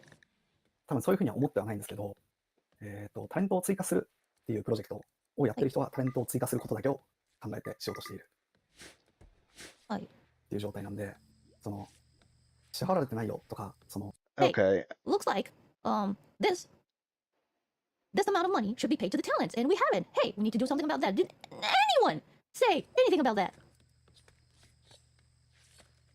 誰か言わなかったんですか？ So I'm not getting really any more out of this. It's kind of like one-sided. It's like listening to someone have a phone call. You can't hear the other side of it completely. They just say things on there. So we'll move on to the next video. This one was sent in too. I don't know how to pronounce this last name. Naosagi. Depressed Naosagi. And this video on how crossing iron mouses led to the downfall of VShojo. About a 30-minute video. Maybe we'll get some more information out of this. See what we can learn. Right? The very beginning of the downfall of VShojo. This was not the voice I was expecting to hear with that little Here. It all started from Matara Khan's graduation. Yeah. It started from here. Thanks, Kimoji. VShojo made the decision to part ways with me on March 6th, effective May 5th. From the wording of that first sentence alone, we know that this isn't a decision made by Matara. This was VShojo's. VShojo, without all the PR speak and what have yous, VShojo effectively terminated her here.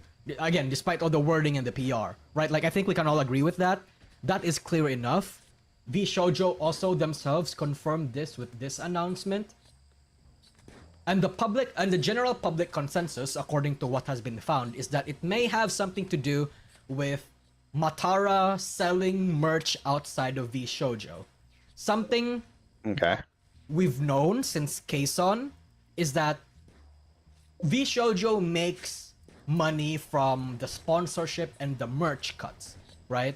We know from Kason that VShojo takes little to What the no heck? cuts from their streaming revenues, but to balance that out and make sure the agency still makes money, they exclusively make their merch. And what we also do know is that Matara partnered up with Bricky.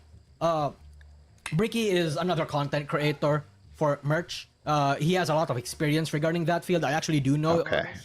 And the preference to work with him instead of VShojo may indicate that VShojo's merch infrastructure may not be the best. Like, I'm trying to give a bone to VShojo here, right? But it's clearly an indicator that like maybe whatever merch that they have is not working out for the. I feel like VTubers probably do better on merch than most YouTubers, because I've never seen a lot of YouTubers that get like really great or talk about having really great results with merch sales, right? There's just not. I don't know that there's massive amounts of people, but with, I guess, VTubers, it's a whole different market since it's the anime thing. It's like Hello Kitty. They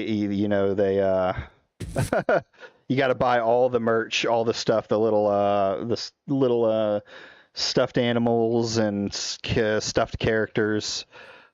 So maybe they sell more, but I don't know much about that. General public, right?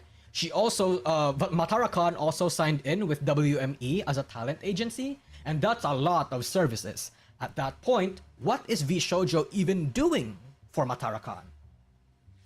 Right? But yeah, sure, VShojo's got their own incompetencies, all agencies do, even the big ones. So this gives me the impression that VShojo didn't inform Matara Khan did not inform or ask the company itself about doing all these moves, right? If this is the case, then in my opinion, that's kind of unprofessional. I feel like you shouldn't do that. I feel like some negotiation with the company has to be made here, but I would like to think that Matara isn't stupid.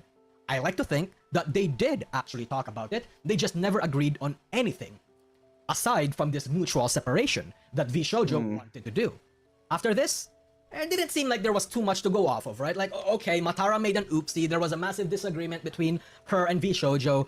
Matara was a key reason for the reputational fix that VShojo underwent through in 2023.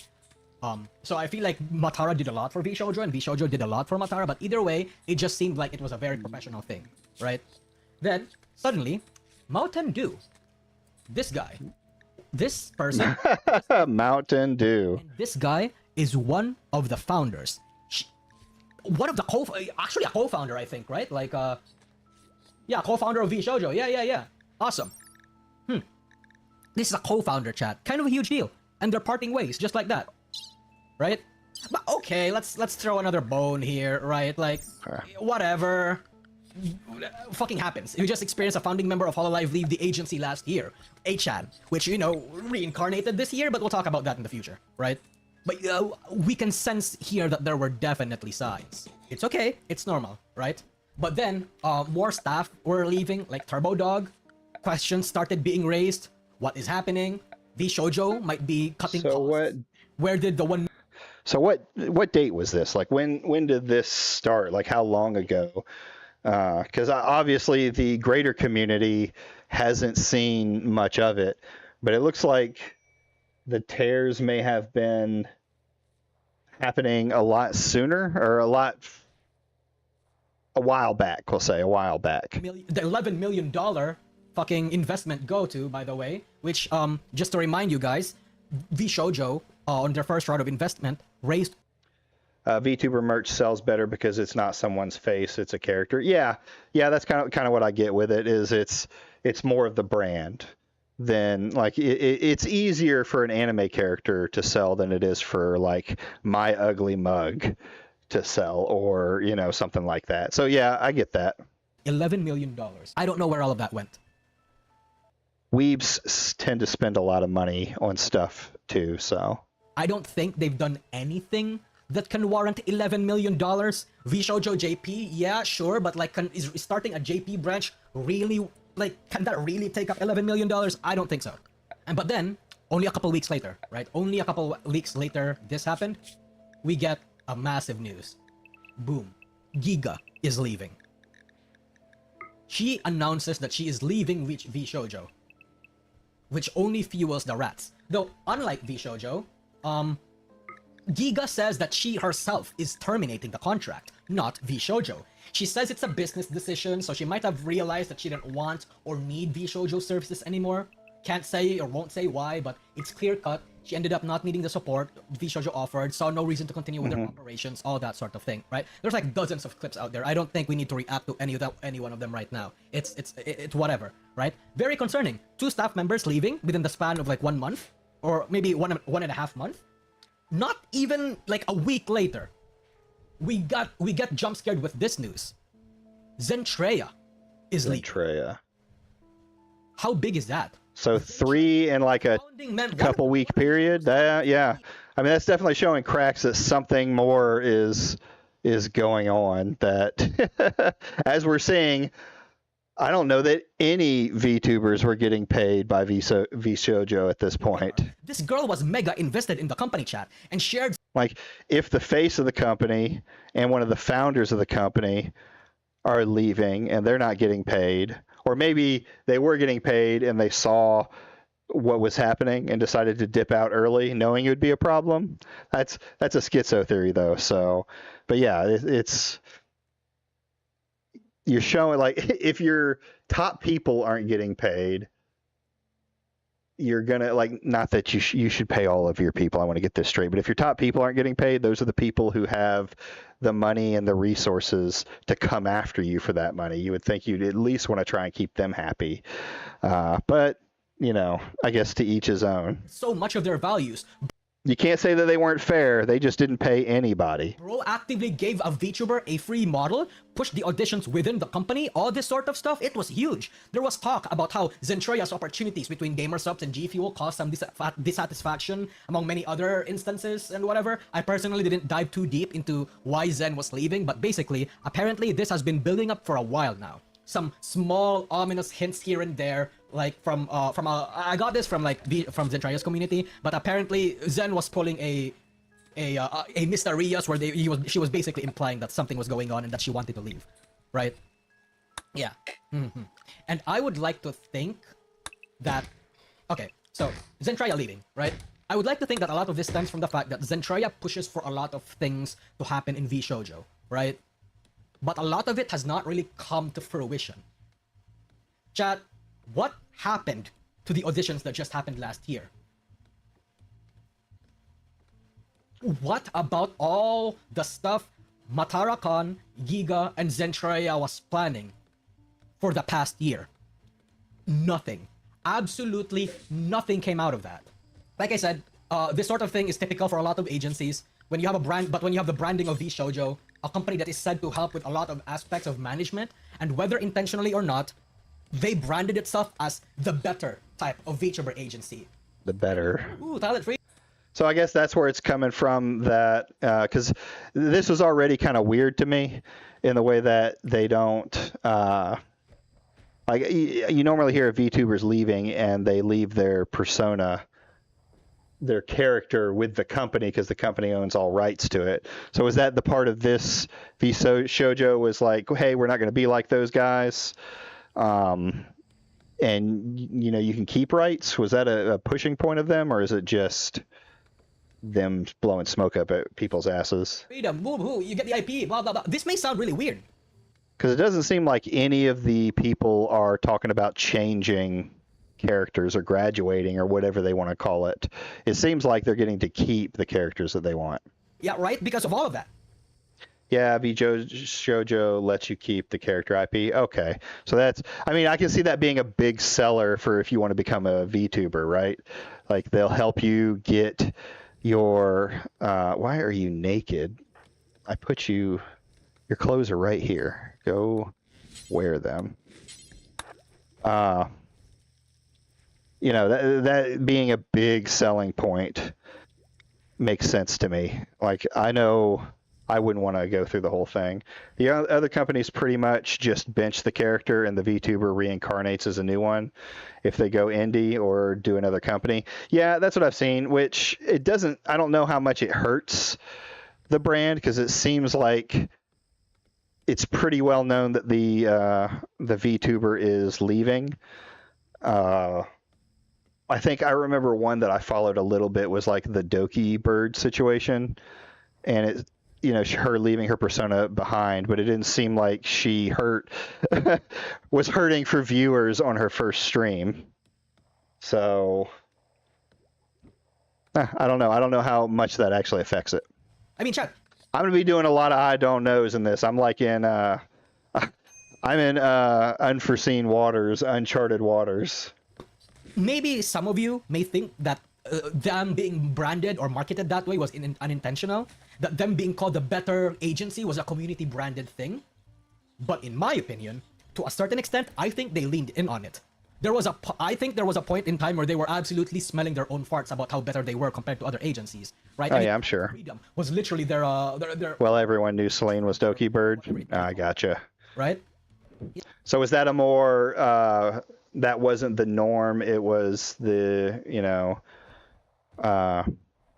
the unusual side. Do they usually lose a lot of their fan base when they go indie or join another company? Yeah. Chat, we all figured out that VShojo's business model isn't really built for growth or even stability.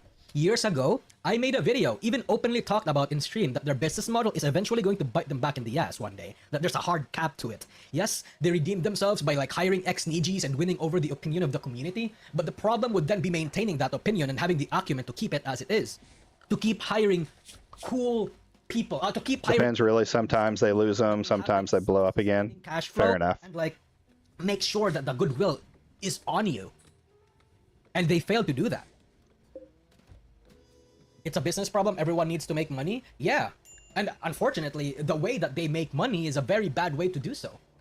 Theoretically, you can make a lot of money from like merch and sponsorships. But when you do that to a VTuber that already has a brand to themselves, eventually they're gonna cut you out. You're basically Don't hit an elephant, please. value anymore. Whatever the case may be about Zentraya's departure, right? Also one of the toughest things about this is that some people would discover that Zen and Iron Mouse unfollowed each other. There were talks about how Iron Mouse like stood up for herself, rats about how Iron Mouse ignores or ghosts people, how Zentraya had to distance herself away from this certain friend. Nobody knows the exact detail about this supposed argument between Mouse and Zen, right? But what we do know is that the unfollowing and some vague posting from both of them hinted at a potential falling out. It's a rat. Maybe it's true, maybe it's not, who knows, right? But this is weird. Because Zen and Mouse were like well regarded in the community. Nobody can really know who the bad guy could be at that point, or even if both of them are or none of them are. Whatever. Right? Like, yeah, sure, friendships break down. Even like one tiny argument can split like a 4-year friendship. It happens, right? Yeah. What does this mean for the company? Well, I mean, as long as Iron Mouse and Zentraya could like maintain a professional relationship, then theoretically it would be fine. Whatever. But then, boom. Panini. We got Panini. All these names, man. is one of the key staff at VShojo. Their talent director left, and it only happened less than 3 weeks ago, chat. July 11th. Oh, right? wow. At least in my time, it's July 22. They followed each other back. Yeah, no, I'm aware of that. I'm aware that I was going to get into that, but since you guys brought it up, so... Yeah. Okay, so all this seems to be happening within the last few months, and it's just slowly everyone's distancing themselves because they all know that something's about to come out, and then Iron Mouse drops her video, and everything goes crazy. A little disclaimer about the whole unfollowing rats thing. Yeah, they followed each other back, whatever. Now, Panini leaving, their talent director, only upped the doom posting to Wombo. Because talent's leaving 3 times, okay, yeah, we can cope. We've seen it before. It's weird, but nothing VShojo hasn't gone through. Even the last time this happened, there weren't many hints that, like, there were many hints that, like, falling out between members were happening. But if 3 VShojo members leave, but also key staff members that are integral to the business also leave, that's not just a cause for concern. That's a decent reason to go full-blown doom posting, I would like to think, right? And then, the final nail in the coffin. This one. the Selengate of VShojo happened 5 hours ago or so. Iron Mouse outed VShojo. No official announcement from VShojo themselves, I believe. Let me see. Yeah, there's literally no official announcement from them. Xenogenetics. I can't do all those until I build the new. But I've seen a lot of people comment and make headlines about what it's about. So we are going to go through and analyze everything. But first, we are going to see some reactions and go over a lot of the stuff with the company itself, right? Let's see. We have Connor over here saying VShojo better get psyched. Okay, I've already gone over her video, so we'll probably listen to some of them. We have that happening. We have Giga promoting the IDF because of how VShojo allegedly stole from the charity stream. We have Shibuya Kaho, friend of Trash Taste, and Connor, and Iron and VShojo, formerly I would like to think now, openly outing a supposed VShojo staff member. This person moved from a noted VTuber company to another as a staff last year, bragging about his new income. He's trusted me a few of his new business cards to give to my good contacts. I found the action obnoxiously rude, but maybe he was too young and friendly to know better. Then the motherfucker wanted to meet up for tax advice because I'm a native in Japan and I hire an accountant. I asked to have a dinner in his area, which was quite far from me, splitting the bill. That day I got convinced I didn't like the guy. Yet because I love the talents he worked with, I was only secretly hoping he would lose his job one day, lol. Recently, I heard from another creator that he was showing photos of VTubers' real selves while revealing their personal info like a marital stuff. No shit. I wanted to find a way to warn other employees.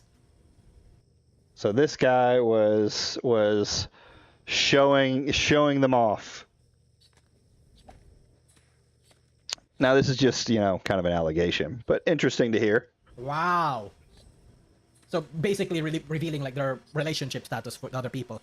Today I've learned the most despicable shit the company has done to their talent. Don't know who's involved with it, yet all my personal...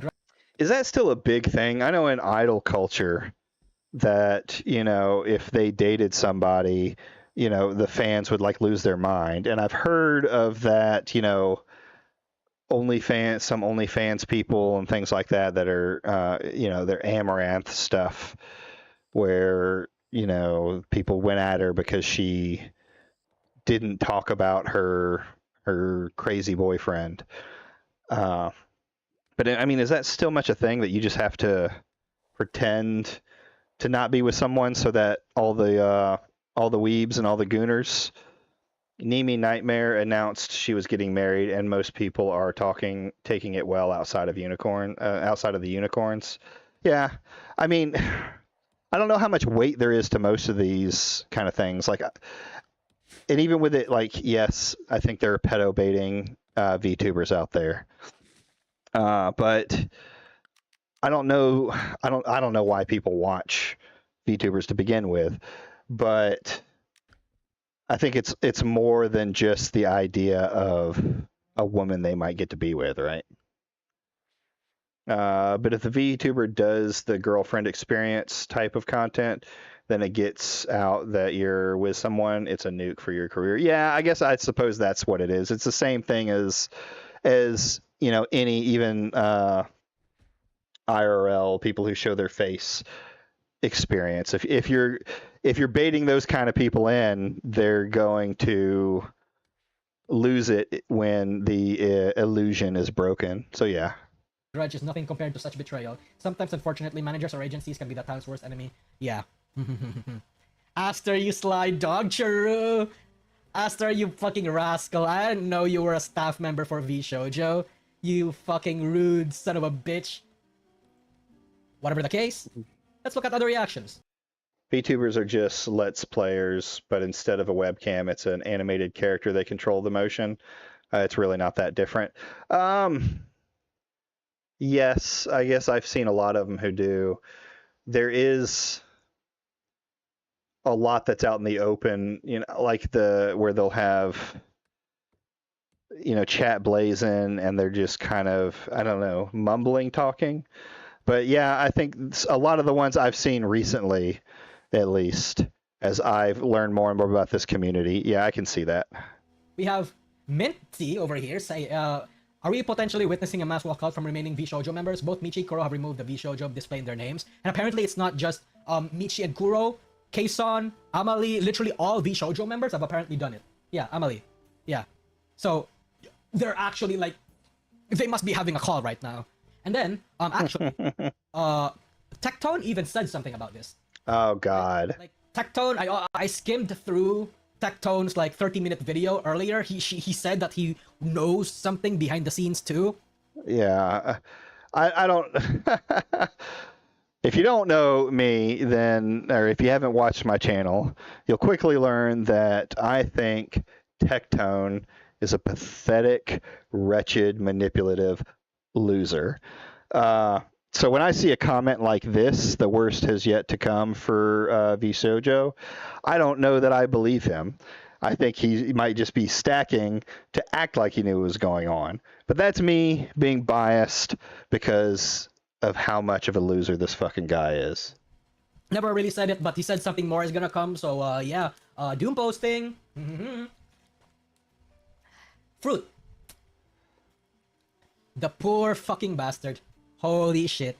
Fruit, who was on hiatus for 7 months. Chat, Fruit hasn't been active since like not just January, I think December of last year was his last stream, I don't remember. Only came back now, only to be jump scared by this. And she's as surprised as any of us, right? Like, yeah, as this GIF indicates. Yeah. Oh boy. And I saw Nux's tweets. Nux Taco has been like ejaculating about the situation since Iron Mouse made that video, knowing the Of course he has. between him and the company. He might feel very vindicated. Yeah. Then Melody. Oh god. Melody.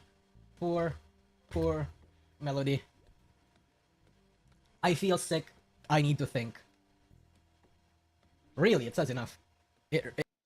Some VTubers do talking streams too sometimes. Well, yeah, I get that. It's just some of the talking streams that I've done, at least the clips I've seen, are like really weird, right?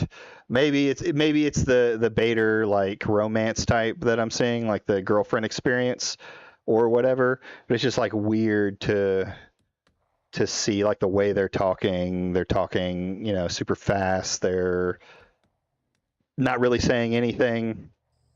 Like I said, I don't know much about this community. I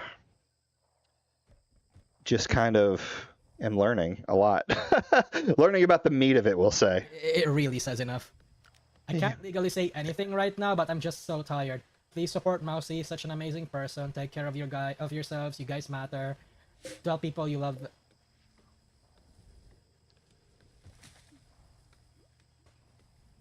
Jesus.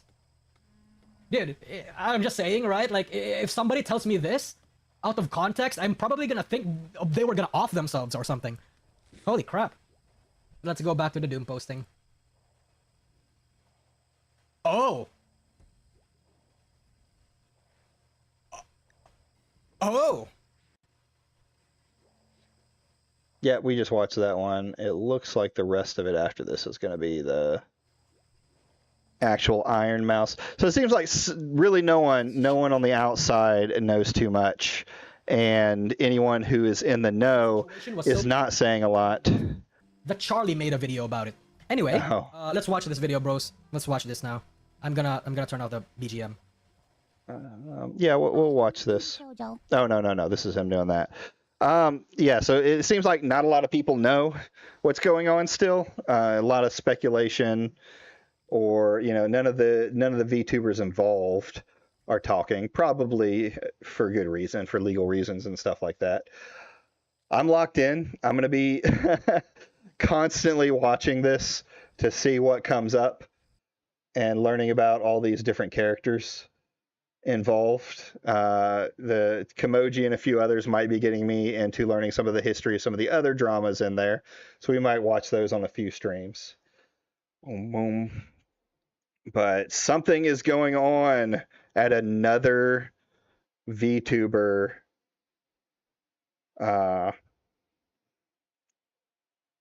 company, another VTuber company. All the VShojo black screen videos are all lawyer speak. Fair enough. They're probably suing and can't talk much. Yeah, I mean, that's what it comes down to. Like I saw, what is his name? Legal Mindset. I don't really care for that guy.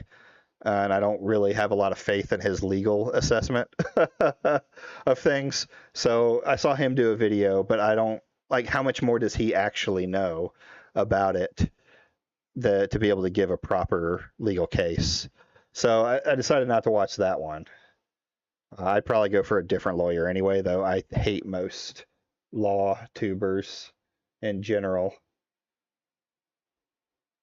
So, boop, boop. What do we got next? What do we got next? Oh, yeah, now we're going to get into some anti-woke gooner set, legal mindset, the last guy to talk about financial woes when he's evading debt collectors. Yeah. Yeah, he's something else.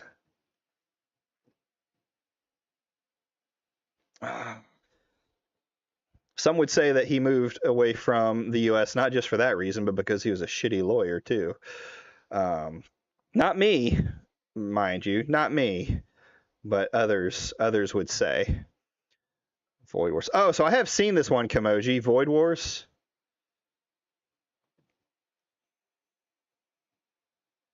Yeah, I've seen this one, and you know, this may be, I've never played FTL, but this may be one for me to get. I like, let's see, hold on. Let's see. Oh. Whoop. If I make it big, is it gonna go? Yeah, it is.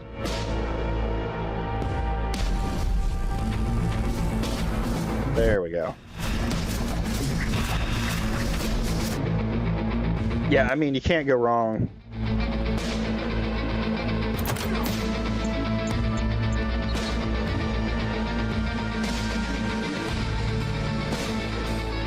Okay, hold on. This is not supposed to be 40K, but that is a straight. They better watch out. Games Workshop isn't known for letting people get close to their their IP. They are pretty vicious. They're Nintendo types of vicious. So they may want to be careful with this image right here.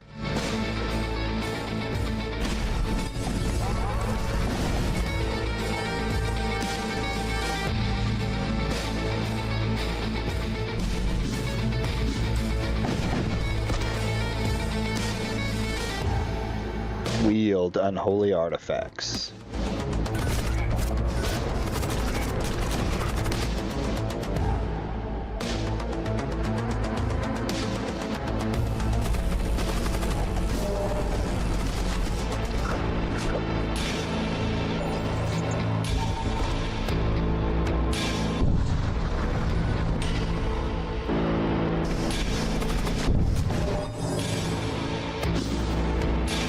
Yeah, very, very FTL inspired.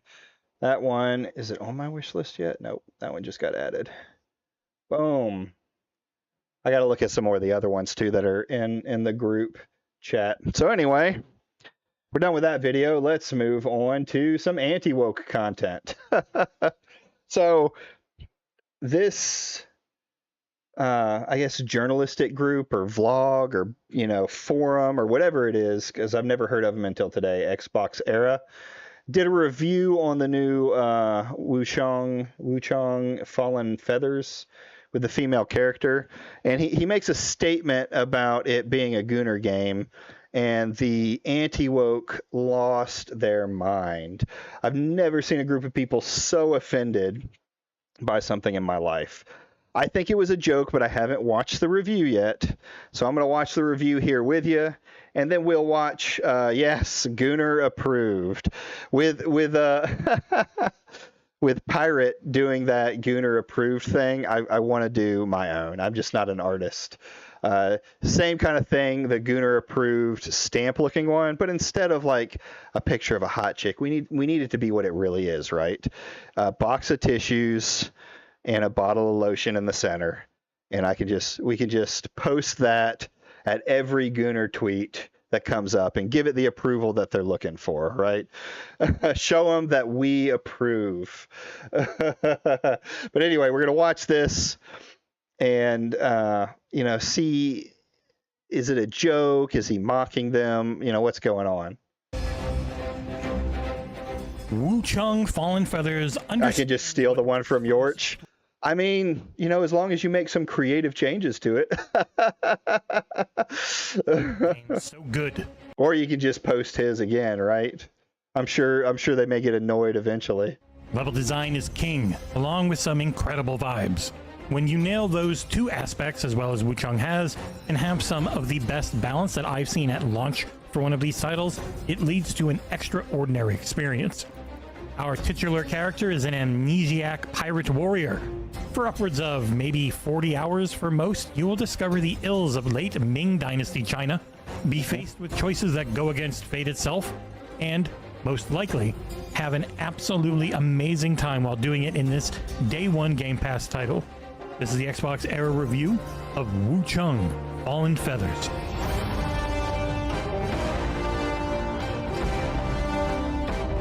I mean, the game looks really cool. I can say that.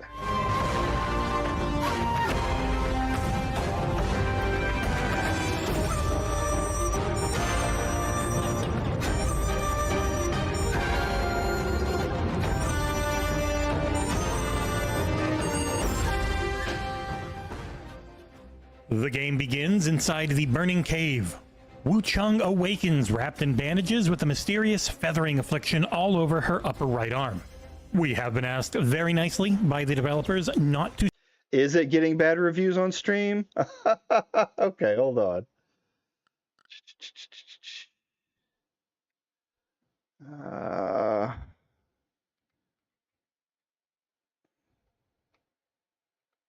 Wonder how it's doing on SteamDB. Fallen Wuchang SteamDB. I mean, he got 100,000. Oh yeah, holy shit.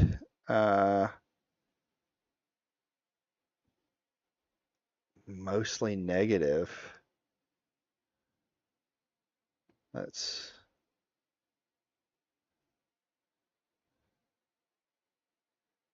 how do I get to the actual... There we go. Let's take a look. Yeah, mostly negative. Wow. What? I want to figure out, like, what are some of these... What are the bad reviews for? Because this guy gives it a really good review. It's so annoying hearing people act like there's more Souls likes than anything else. The system requirements are definitely off. Okay. If you have something on the lower end of the system requirements, this game is unplayable. It's definitely a heavy game. Another unstable Unreal Engine 5 title. Fun game so far, but extremely awful performance. So, I mean, it sounds like it's performance issues then. Decided to get a refund. The combat and gameplay feels very clunky and off. Refund it now. Get decent FPS over 80 plus. Should be smooth enough, but feels like 30 to 40. Game runs absolutely terrible on my system, even on low settings. Went into this game after binging, blah, blah, blah, blah, blah. The graphics look nowhere near what a $70 game should be. Okay. Let's see. Whoops, spoilers. Let's go back to this and see. Story. So, as always, I shall do my best to skirt around any story specifics. Instead, let me start by saying how thoroughly satisfying I found the overall narrative in Wuchang. Yeah, I'll say anytime the anti-woke are endorsing a game, it's usually a bad open. It doesn't mean they do badly. Like, you look at Stellar Blade, it did well.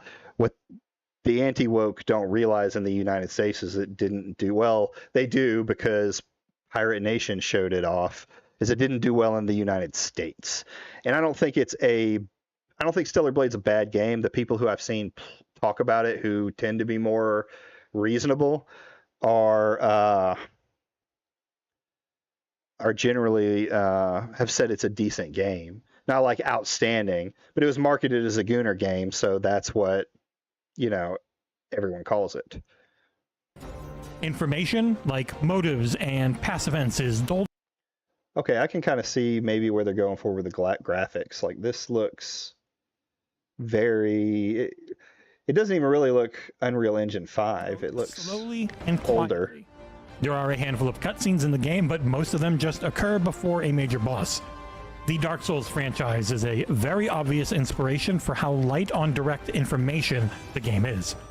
There is interspersing of tantalizing hints as to what has happened in both the environment and via item descriptions. I beat the game in roughly 30 hours my second time through. I say second because I had an awful thing happen to me. Thanks to the way review codes were handled, there was no cloud backup. My Xbox save somehow corrupted and was lost forever after roughly 25 hours of play. Yeah, I don't care. With the knowledge I had gained, I restarted and got back to and was probably a little further than where I was in about half that time. And once I rolled credits, I immediately started back up, not wanting to put the title down. The story started slowly and ended strongly. The possibility of multiple endings, had I made a few different key decisions, is an alluring one. There are objects I missed, power-ups I never found despite thinking I had looked everywhere across the map, and the excellent story is made all the better by the incredible level design and damn near perfect combat. Wu Chung has 5 weapon types that act as your classes. There's two-handed swords, one-handed swords, which are actually your caster magic class, big old two-handed axes, dual blades, and spears. You will begin the game with a two-handed sword that can potentially see you through like a 3/4 of the entire game if you want. And if you bought the deluxe, That's disheartening that you don't change. Like I like to change to 37%, mostly negative right now. Not good, but if it's issues that they can fix, I mean, definitely not a good opener. There's still 100,000 or so actively playing the game, so I wonder. I don't know. I wonder. We'll see. We'll see what happens. It's not the first time a game has come out broken and still did well. this edition you will immediately have access to a wide variety of gear that is highly useful for DLC content. The two-handed sword can focus on sword counters, which allow you to easily parry enemies and put them into a vulnerable state if they are also using some type of weapon. Some bosses practically require you to use that as you are learning the game. Through a daunting to look at but easy to learn leveling up menu, you can respec at any time when out of combat for free. And you will need to, as some bosses deal or take massive damage in ways that will demand it. One-handed swords are your magic casting focused weapon. Dual blades is the roguelike move around like a maniac spec, and spears have the best range. But my favorite ended up being the axe. That bad boy can swing all day, crushing through enemy attacks as it sends them flying into a weakened state. To set these builds, you'll need Mercury Essence. To get said essence, you can kill tough enemies, bosses, or convert Red Mercury, which acts as your souls or runes, like in Elden Ring.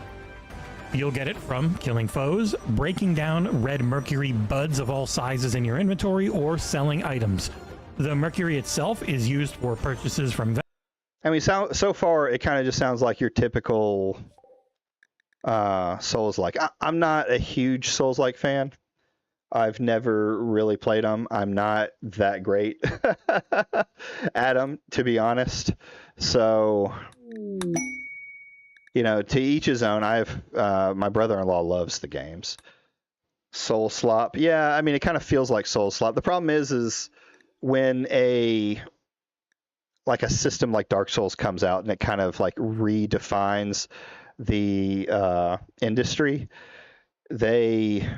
everybody starts copying it. Even games that weren't Souls-like games started copying that more, like the boss fights and the combat style. So it gets to the point that like if you've seen one, you've seen them all. FromSoft seems to do a pretty good job. Isn't that every genre? Yeah, exactly. It's every genre that once they see something. I mean, let's talk about Assassin's Creed.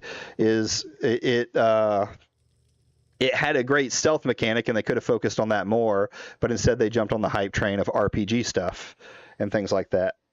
Hollow Knight is pretty much Souls adjacent. Yeah. And there's a lot of stuff out there that is Souls adjacent that I think is, good. But I mean, even Hollow Knight is more reminiscent, of going back to like the old, it's a Metroidvania, right? And even Metroid could have its difficulties for a lot of people. That is disheartening that all of that crop just went bad. It's Metroidvanias had their own difficulty. They've gotten, I think, harder than the original ones. but it's not. I don't know. Eventually, it becomes slop because you're seeing the same thing. It's like a remake after a remake after a remake. It's not always a bad thing, you know. Sometimes there's improvements on the genre. You know, the Rimworld, for example, takes after Dwarf Fortress. Dwarf Fortress was really the first one to do this kind of storytelling, colony building simulator, and Rimworld has made it, I guess, more mainstream for people, because I like to play Dwarf Fortress, but that is a very complicated game. So if you're not improving on it, then you know, why would I pick it up except for maybe, you know, something a little fresh to play. More of the same is not necessarily bad. Yes, exactly. But it can get oversaturated. Vendors, of which I think a good change, like you talk about in the Souls-like genre, kind of redefining it, was Armored Core. Taking Armored Core and FromSoft turning it into a Souls-like with that Armored Core feel, that was like inventive. Elden Ring kind of helped push the genre along as well, and it was really popular. But, you know, like this, is this anything other than Chinese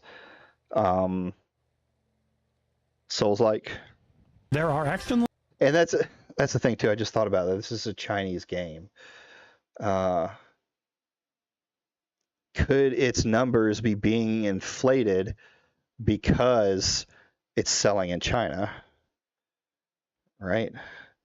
I don't know where you look at the percentages of sales, like how many. Wasn't Wukong a Souls-like too? Yeah, Black Myth Wukong was a Souls-like too. That was really popular. It was popular in the United States, I think, to a degree, but it was really popular in China. So it's a good example of more of the same, but it was different. Yeah. Well, you talk about like Black Myth Wukong. What it looked like was, it was a very good-looking game. Yes, it was, you know, a Souls-like, and I don't remember seeing it doing anything that was outside of the realm, but they focused on the environment, the characters and everything else, so it just pulled you in. If you're a Souls-like fan, where, I mean, is this doing that? For a Souls-like, it looks very Dark Souls 2. So it had good presentation. Yeah, very good presentation. Only a handful. As you defeat bosses and find items in the world, their inventories will increase. The vendors, that is. Bosses don't have an inventory. You'll need all of these items as the game throws a variety of afflictions and debuffs at Wuchang. All of the Souls-like conventions are here, like a Mana Vase that heals you, and to refill it, you will enter the Dream at the bonfire-like shrine. That shrine is where you can upgrade your character and use multiple other systems called Benediction, Tempering, Discipline, and more. Benediction lets you set 3 buffs per weapon.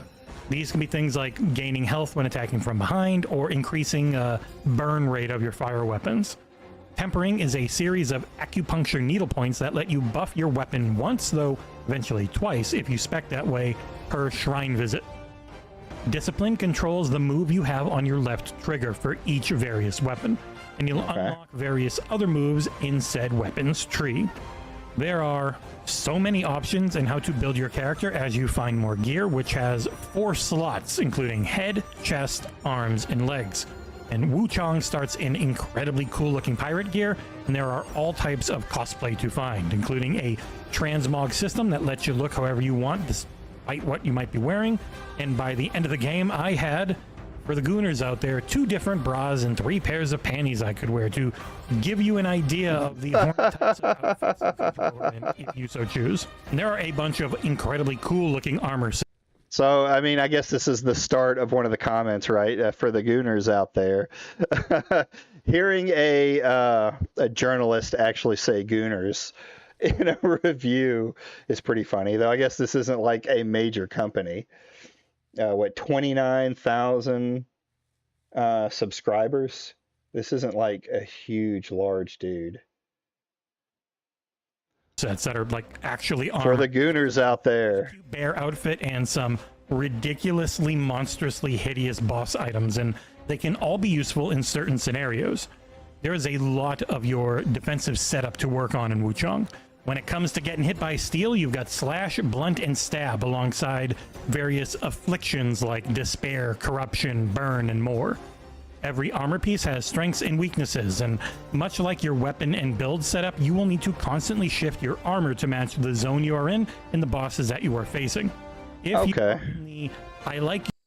kind of like that idea, you know, building for the area you're going into. In just about any type of game. The problem is I don't always like the look of the armor that I'm using, so I tend not to. Oh man, all of these plants, we're abandoning this area. All of my plants are dying, so we're gonna move on. But yeah, I mean, I like the idea of having to prepare for the zone to be able to set up for it.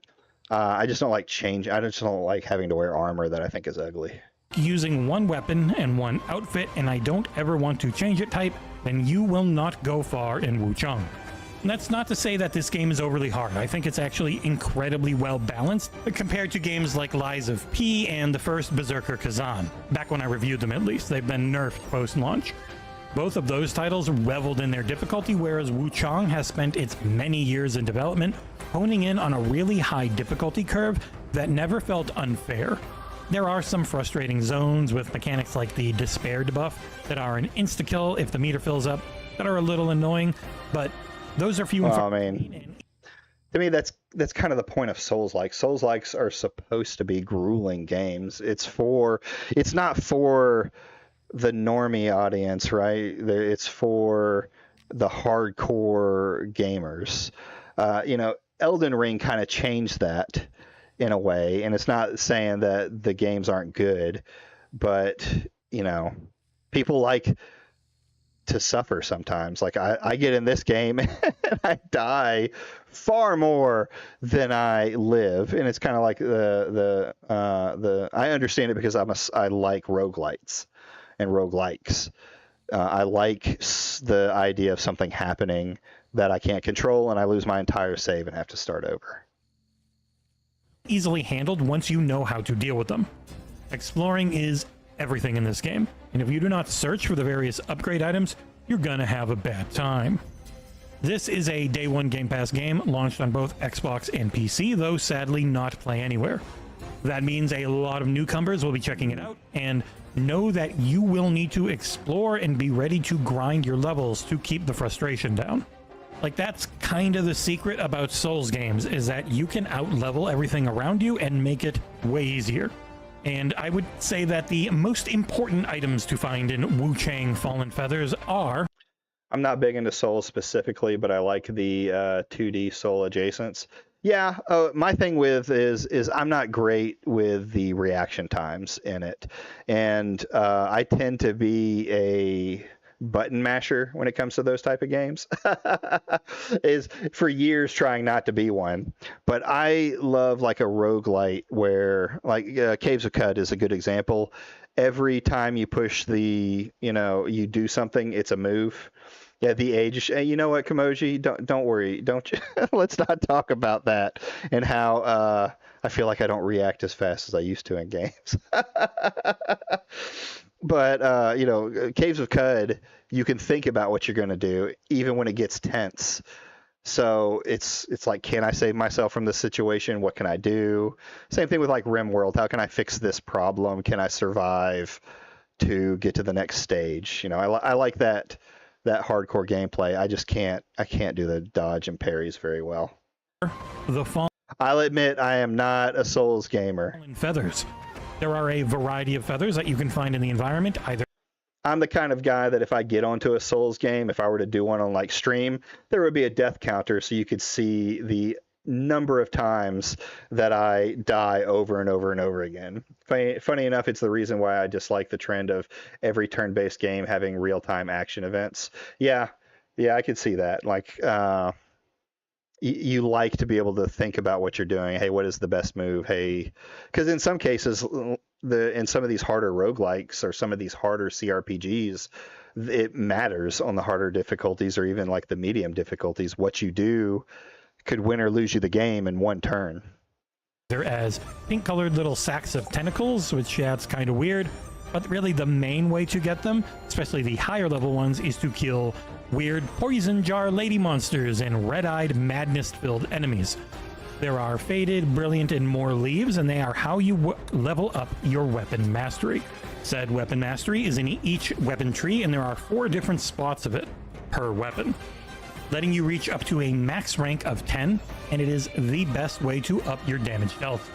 Alongside feathers, Okay. are 2 items, both of which look really weird in their icons, and they let you empower your mana vase. Yeah, I don't mind those too. Almost always located in gigantic glowing chests, and by the end of the game, I ended up having 15 heals per shrine visit, which could heal my original health bar like 15. 4 times over.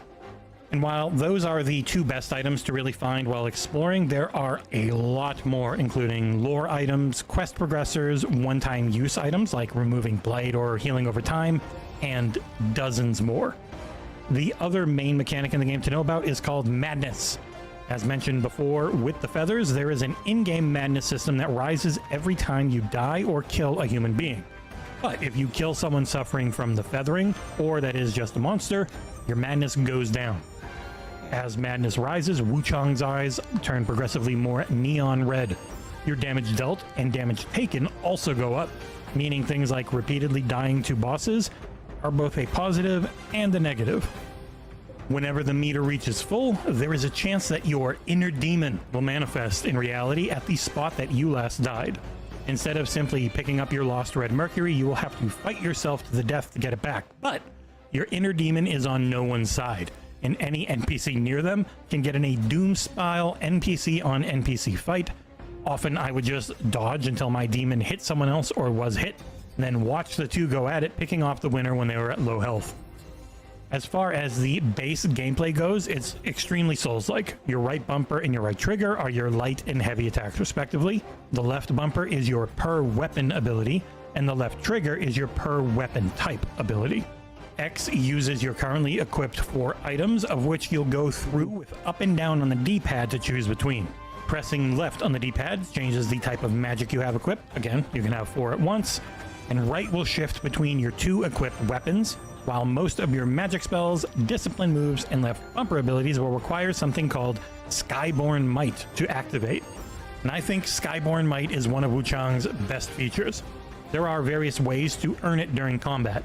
A well-timed dodge gets you 1 charge, of which you can eventually have up to 5, though I think you only have like 2 or maybe 3 to start. Felt kind of weak. But every weapon type also has an unlock that lets you earn Skyborn Might as part of your weapon combo. Hitting an enemy with your light or heavy attacks can get it for you at times. The one-handed sword also has a passive buff that gains it like every 10 seconds or so. Being the spell-casting focus spec, it makes sense, letting you cast often, as spells can cost anywhere from 1 to 5 charges of might. By the end of my playthrough, I had 20 or so spells found by either defeating bosses or as small little white wisps on top of dead NPCs. Magic can be either magic or feathering based. There are upgrade points for both that are primarily in the one-handed tree, as well as a few other spots. Magic spells are your typical mage-like abilities with a focus on the elements, whereas feathering spells go for like blight and poison, the more evil type of stuff, along with just massive crimson-colored damage. By the end of the game and into my second playthrough, I ended up feeling like a pretty big badass. You do not dodge roll in Wuchang either. It's instead used as a quick sidestep in the current direction you're holding. That seems a little weird to me, saying like you felt like a big badass in a Souls-like. Like, do you really generally feel that way? Like, I've always understood that like it just is a slog all the way through. Like, you get better gear, you get, new abilities and things like that to help you deal with it, but it's still a Souls-like all the way to the end. You generally don't want the later bosses to be easier in these kind of games. Enemy attacks are really easy to read, which is good because as even at my most powerful, I could still die in a single combo to a boss if I wasn't careful. Boss health bars are never too large though. The final boss of my first playthrough was a 3-minute long fight as I had every upgrade possible by that point and was hitting for enormous chunks of his health bar with each axe hit. It all stays easy to read despite the immense scale of the mid to late game. You're getting stronger, but the threat isn't getting any weaker. Yeah. It's kind of what I gather from it. My review is played through on an Xbox Series X. Wuchang offers up various performance options, including 30, 40, or 60 FPS targets, the ability to uncap said frame target, turn on sharpening and motion blur, and I just ended up playing at the uncapped 60 or performance mode, which felt smooth with few dips, but lots of image reconstruction artifacting. I think the game is gorgeous, taking full advantage of Unreal Engine 5, but our current consoles are starting to show their age, and the image quality can go from damn near perfect to so low res that I thought I was watching a 240p.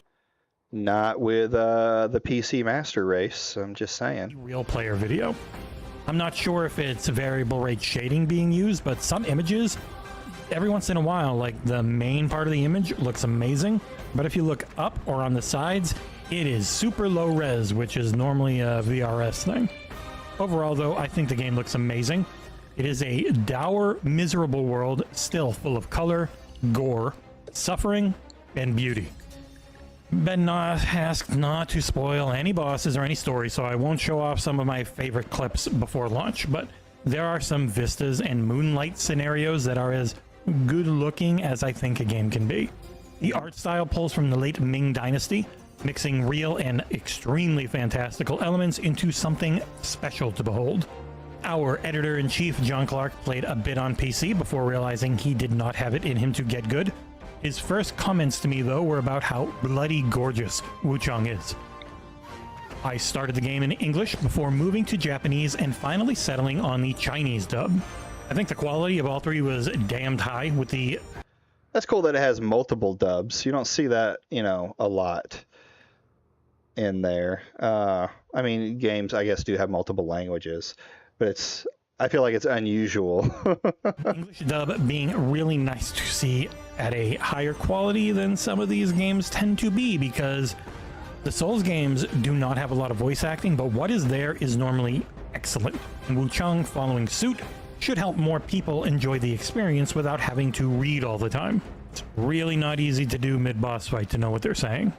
And as far as bugs are concerned, I didn't have any major ones. I did lose my save, but that's because of the way Xbox whitelisting works, which doesn't allow cloud saves. Outside of that, the Xbox console release is rock solid. Performance hitched occasionally when teleporting into a new zone, but it's Unreal Engine 5, and that's just kind of a given at this point. They would clear up quickly in the end, and it never really hurt the gameplay. Wrapping things up, I really wish I could go on and on about this story and my overall experience in Wuchang Fallen Feathers, but it's spoiler-free time, so it's an amazing title. One of the best that I think the genre has to offer, and it's day one in Game Pass. So, I mean, after beating it, all I've wanted to do is play it again and again.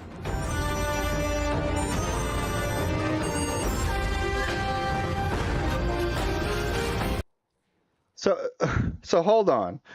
I know there's the screenshot of the 9 point, whatever, and it says, Gooner game in the red is obviously a joke. And there's this one comment, and that's what these dudes are crying over. This is this is freaking weak, dude. He gave it like a glowing review, which is more than it seems that the rest of the gaming industry is giving it. He even said, hey, look, there's outfits for you gooners too. So, of course, we're going to listen to one of them. We're going to listen to anybody on it. It's going to be the person who immediately puts something out as fast as possible without taking any time to think about it. So let's listen to Vera Dark talk about how this guy has been just scathing to gooner gamers. Fallen Feathers is a game that's had so much hype behind it, but it's been labeled a gooner game by certain individuals on social media who can't accept the fact that gamers actually want to see attractive women and also men in their entertainment. And now we're actually... So you see, it's already bullshit. Like, you all listened to that too. Was he giving it like a scathing review? No, he made a joke about it being a con in there. Like one tiny little thing. This is absolutely weak behavior. Actually seeing the critic scores release, and not that I trust critics, but it's going over pretty well. They're saying it's a really good game that they recommend, but Xbox Era is getting raked across the coals by gamers right now for their claim that this is a... Because these gamers are fucking crybabies. The words, yeah, they fell for bait and laugh at the user. This is like the definition of you got your fifis hurt, so you had to come talk about it on Twitter. A amazing title, except for the fact that it's being made for gooners, which is just insane, right? Imagine giving something a near perfect... What's that? Hold on. Saying, actually, insane, right? Imagine giving something a... It's being made for gooners, which is just insane, Yeah, right? but did any... Okay, so the...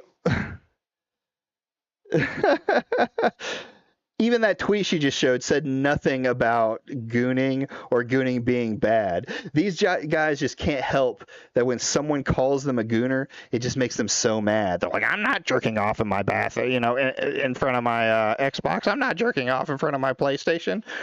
I buy the game because of the gameplay. And giving something a near perfect score, but saying, actually, I can't go as far as to say it's a 10, simply because this is a game made for a group of individuals that I personally don't support. So they say there are so many options in how to build your characters. You find more gear, which has 4 slots, head, chest, arms, Oh, God. Wu Chang starts in incredibly cool looking gear, and there are all types of cosplay to find. There's a transmog system, and by the end of the game, I had 2 Yeah, that's all it needed to be. to give you an idea of the gooner outfits. You can deck her out, and so yes, guys, apparently having bras and panties in a game instantly equals gooner bait. Yes, it fucking does. Because why else is it in there? Why else do you have that stuff in there? Listen, there's nothing wrong with gooner games. I've said it 100 times. Gooner games have existed forever. They were just called other things, or there was something inside of the game that you could do. Like, there used to be a time and day, you know, way back in the old days, in the good old days, devs used to put Easter eggs inside of their games that you could find that were, you know, actual Easter eggs. A very few games do this anymore. I think Rockstar being one of the few that I know of. And they would be like, I'm pretty sure in Lara Croft, not in Lara Croft, in Metroid, you could beat the game and then go back through it and play as, oh God, I forget her name now. You know, as the main character, but in like her underwear. Obviously, it's low poly, so you can't see anything, but it's the same idea. Dead or Alive made Dead or Alive Extreme Volleyball, and what was all of the marketing? The female characters in bikinis. Samus, that's right, Samus. So, I mean, this stuff has existed for years. You just are mad that they're saying it. It's weird how they get defensive about it. Yeah, it's really weird. It's really weak too. This is supposed to be the side that believes in bringing back masculinity, but this guy talks about one line, unless she tells me more, and then puts gooner in a bad light at the end, and suddenly everyone gets their fifis hurt. Which is just so absurd. They said, I wish I could go on and on about the story and my experience in Wu Chang Fallen Feathers. It is an amazing title, one of the best the genre has to offer.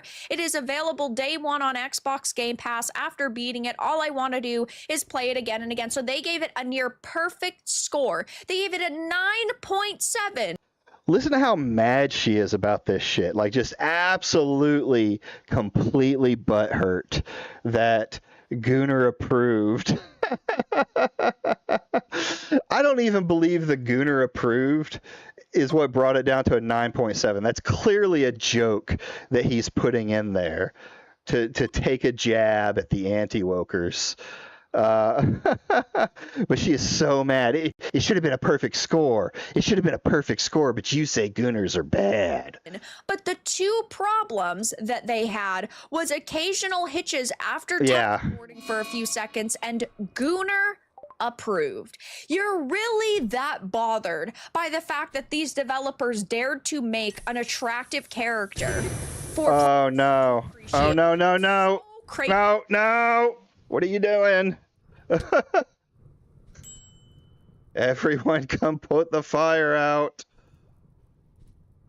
Jesus Christ, Cracks, you're about to die. I know you are about to die. Hold on. We got an emergency. I'll get back to you in just a second. Please put the fires out. Please don't burn my whole ship down. Where is there anyone else missing? What are you doing? Get over here, you dumb bitch, and I will... I just lost all of my fuel. Oh, no.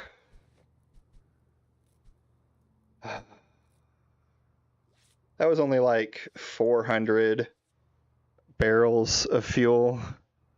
It's only all of my fuel except for what's in my fuel tanks.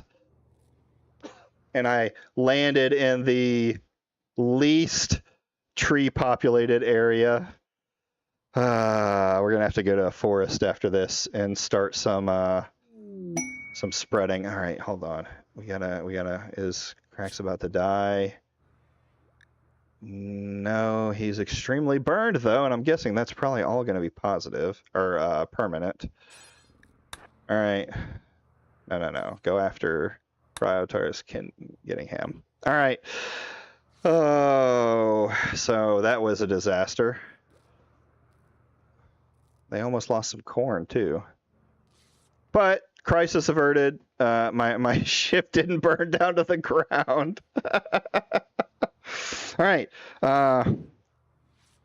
Back to this crybaby. Crazy that these people are so triggered over things that gamers generally like. And I'm not saying every single game has to be a Gooner game, but seeing beautiful... Anytime you see a woman that isn't completely up to the standards of what you think a woman should be, you definitely make it sound like you want every game to be a Gooner game. Female characters is a pro for most people. It's really only a con to the people who are...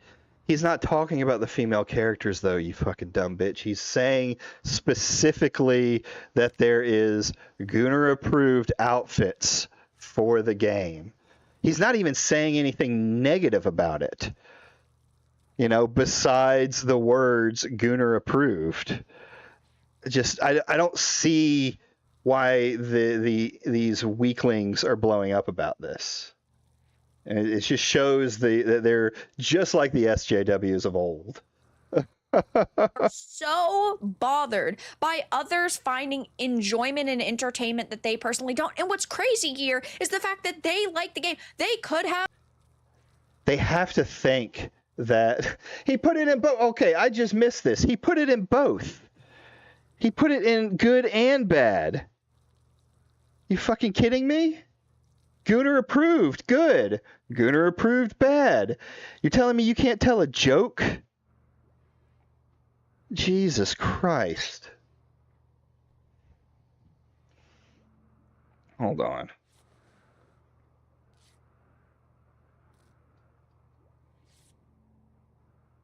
There we go. We're gonna...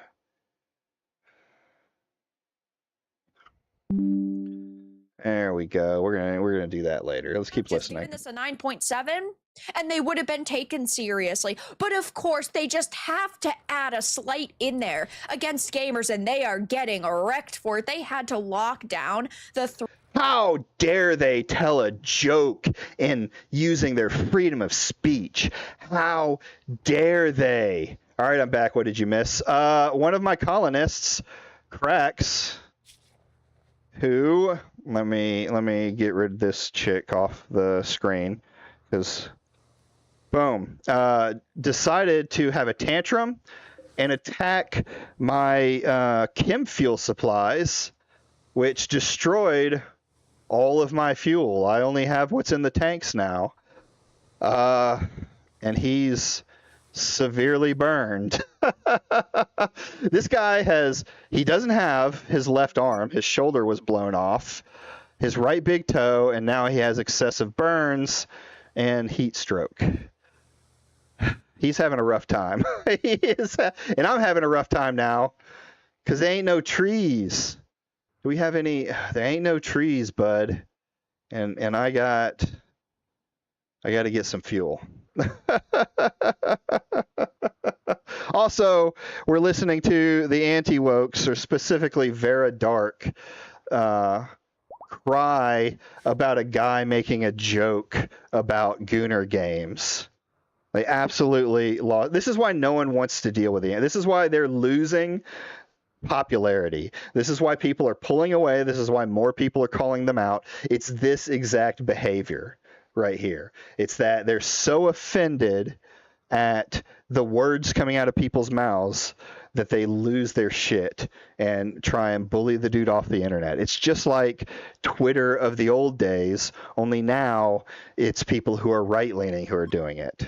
Thread over on X because it had 296 likes to 163 comments. So not a negative ratio, but there are also 128 reposts. And all of the reposts and comments that I've seen are not defending Xbox Era. They're saying you guys are absolute hacks, and this is why gamers do not trust you or take you seriously anymore. And they also had actually edited their pros and cons list because originally the only con was Gooner approved, and in the new updated version, the pros I see. Gooner approved, and they add. Sure, he's trying.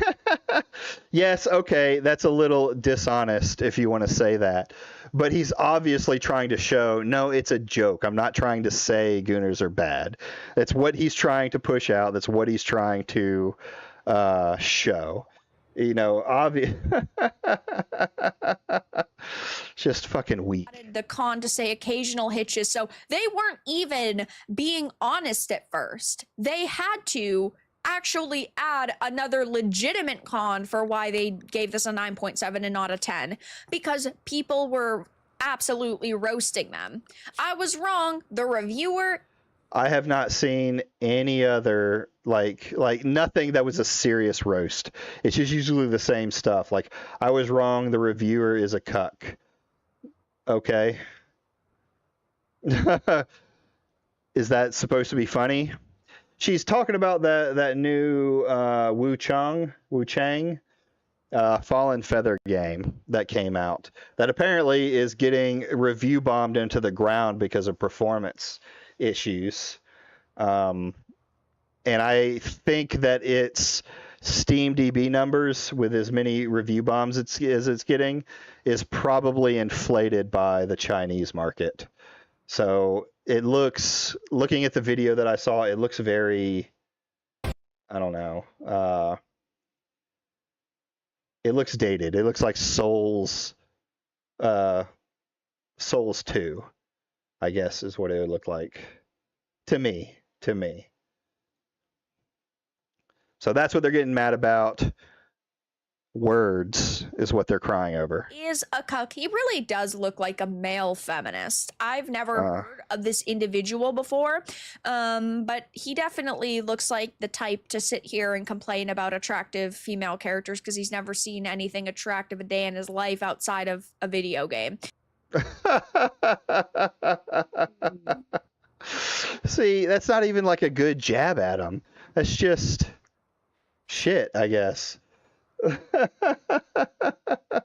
Jesus, just go out of business already. Xbox Era is scared of a little ass. I genuinely don't understand why people don't like beautiful women in video games, right? Like, we want to see. See, and here's the thing, like they're putting, I don't get why they don't like beautiful women. Where did he say that? Where did he say that the female was too hot? Right? This is the cope that these gooners like to live with while they're jerking off in the corner in their basement. They're saying, "Oh no, it's not that. It's just I like beautiful women. I like beautiful women." Like, dude, you don't have to cope.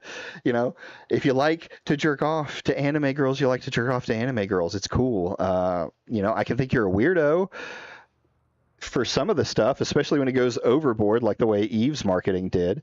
But it's fine. Own it. Don't cry about it when some guy makes the lightest of takes about about Gooner, about it being a Gooner game. They didn't even like. There was no real. Another unnatural corpse. What? It feels unnatural corpse growing rapidly stronger. Some horrible conscious. Oh no, yeah, that body is off the map. Hopefully it doesn't come back. Anyway, like it doesn't take. She sounds like people on anger management that are about to have a heart attack or rupture a heart artery. Right. It's so. With her, I think it's all manufactured, just like her hairline. But I don't know if she's a true redhead or not. I can't say. But this is just. You're making shit up and you're putting words in his mouth, and you sound like an idiot when you're doing it. You sound like a little crybaby who's mad that someone called you a gooner. I'm not a gooner. You just don't like hot women. The peak of humanity. We want to see athletic. Yeah, she's genuinely soy jacking. Well-dressed and well-groomed females in our entertainment. Is that really that bad? It shouldn't be. And look. Again, he never says it was bad. It was just in the cons. At the reposts, boy oh boy, are they rough. This dude knocked points off the score because he said Gooner approved as a con. His X profile no longer exists because he, like the rest of the activist leftist gaming journalists, moved over there. And of course he follows. So it's a funny thing. Someone pointed it out to me, one of these little retard accounts that comes in every now and again, and I just send parrot emojis to because they don't say anything interesting. He's like, we're not calling it woke anymore. We're calling it activism. I was like, well, it's always been called that. And I hate to tell you, bud, I hate to tell all of these guys, they're activists. This is exactly what they're doing. They're doing nothing but activism. So... You know, you can cry about them running over to Blue Sky or whatever and stuff like that, but you're the same. Like you're looking in the mirror. You're looking in the mirror and seeing the opposite reflection. All the usual suspects over where they all circle jerky. All the usual suspects of the bribes, gifts they receive from these AAA gaming companies. Yeah, I mean, it's not really surprising that they're. How many times does Vera Dark play her games? Or is she one of those ones that just continually gets games from her community? Because you can call those bribes to play the game, right? So I know for one, Hypnotic does, and I know a lot of the others do too. So, you know, this is absolute bullshit. She streams games. Yeah, I know she streams them, but where does she get those games from? Does she pay for them herself? Because if she does, it's calling the kettle black. And they say, and they're also calling the kettle black without actually any proof. I've yet to see anyone bring forward anything that says that they're getting paid to make these reviews, right? They're getting, you know, yes, there's access journalism. That's something we've been claiming about forever, as much as journalists would like to say that it doesn't exist. It does, because you're more than likely to give a game a better review because you're getting it from the company. It's not the same as doing a raw review, putting your own money into it and making a decision. They're praising all of the virtue signaling. I wouldn't know, but most of the anti-wokes get their games gifted instead of spending out of pocket, so it's not impossible. Right. And I don't care about that. Like, there's some people that really get into it and like they get their games for free. But to me, it doesn't matter if the community buys the game for the streamer, right? I don't think I would ever encourage that, and I don't know that I've ever heard any of the anti-wokers encourage it. But to then say the same thing about the gaming industry, like they are getting gifted the game from the company to do a review, it's the same thing. You're getting the game gifted to you from your anti-woke community that wants to hear you shit on the game. They're getting a copy of the game from the company to review so that they'll get a good review out of it. It's the exact same thing that's going on in the gaming industry because they make money off of it, and they, of course, it's the corporate wants you to tell the difference between these two pictures. They're the same picture. get gifts from these companies. I will occasionally accept codes from developers, like actually with Wu Chang. I did receive a code, and I am going to be live streaming it tomorrow. I'm super freaky. Oh, how about that? To receive pocket watching all of these different gifts just to potentially. What different gifts? Can you show me? Can you show me what gifts this guy is getting for this? Right? I think I can remember one example where they showed like an Xbox or something like that, but that wasn't even to like a reviewer. It was to maybe it was a streamer or something like that.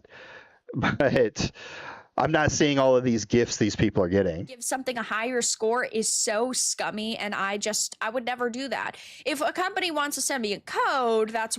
No, but you would pretend to make arguments about a joke, an obvious joke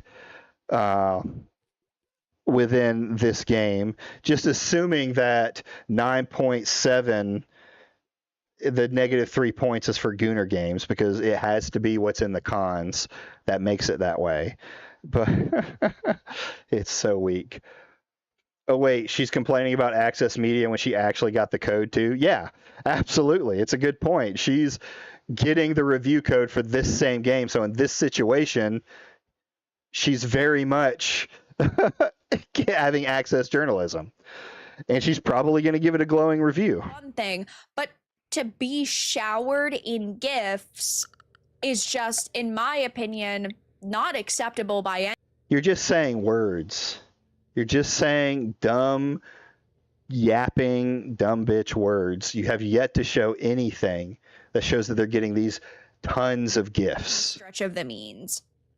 Makes video game review. Uses Gooner approved as a con against the game. Gets called out. Doesn't accept criticism and locks replies. Begins to block users quote retweeting. Streisand effect initiated. Dude, this is the same situation that happened with the Cup Boy game, right? The guy got on there and he did his review of the game, but he had a clip where he had trouble in the beginning and he thought it was funny, so he posted it online, and gamers like absolutely roasted him for it and blew it out of proportions. It's the exact same thing that's happening here. The only difference is, instead of it just being gamers, it's just anti-wokers and gooners who don't like being called out for what they are. And it's not even a call out. It's the lightest fucking criticism. It wasn't even, okay, I'm spinning. Let me take a breath. It wasn't criticism. He just stated in the game there are gooner outfits and then put gooner as the con. That's nothing. That's a fucking nothing burger. But here I am watching a video because the anti-wokers are pussies. They're weak SJWs who can't take mean words. Yeah, like. Or can't take words that aren't mean because they think they're mean. If they hadn't have put this and they hadn't have tried to Gooner is the sleeper agent word, you're right. It would have gone over significantly better for them. They might have actually been taken seriously if they just gave it a 9.7 and they didn't add the Gooner approved bullshit to it. Oh, if you had just said the words that I want you to say and, never make a joke against my people or my movement, then yeah, we would have been just fine with it. But no, you had to say the words that I didn't want you to say. You had to speak of the goon. Get the fuck out of here. Grown-ass men using the word gooner in a professional environment. Journalists screaming. He's a fucking tiny journalist. And yes, journalists and gaming journalists can make and jokes. crying because there's an attractive woman. Not only is this individual melting down over this, but I'm sure we're going to see quite a few freakouts on social media because this game is doing amazing. Right now, it's in the top. It's really not. Of course, for a brand new game and a brand new franchise, it's not like the studios put out a bunch of games and they're really well known, is really freaking solid. It just goes to show that when you make He's not melting down, Kimoji. That's the fucking point. She has. What he's doing is he's getting attacked from all ends over a joke he made. So he's locking his accounts so he doesn't have to deal with the retardation that is the anti-woke. And, you know, it's so funny, too, because they will absolutely dunk on him for blocking people and doing all the shit like this. But then when their people do it and talk shit behind a block to a 70 subscriber YouTuber, it's okay. It's not bitch behavior. It's not crybaby behavior. It's fucking, the right thing to do.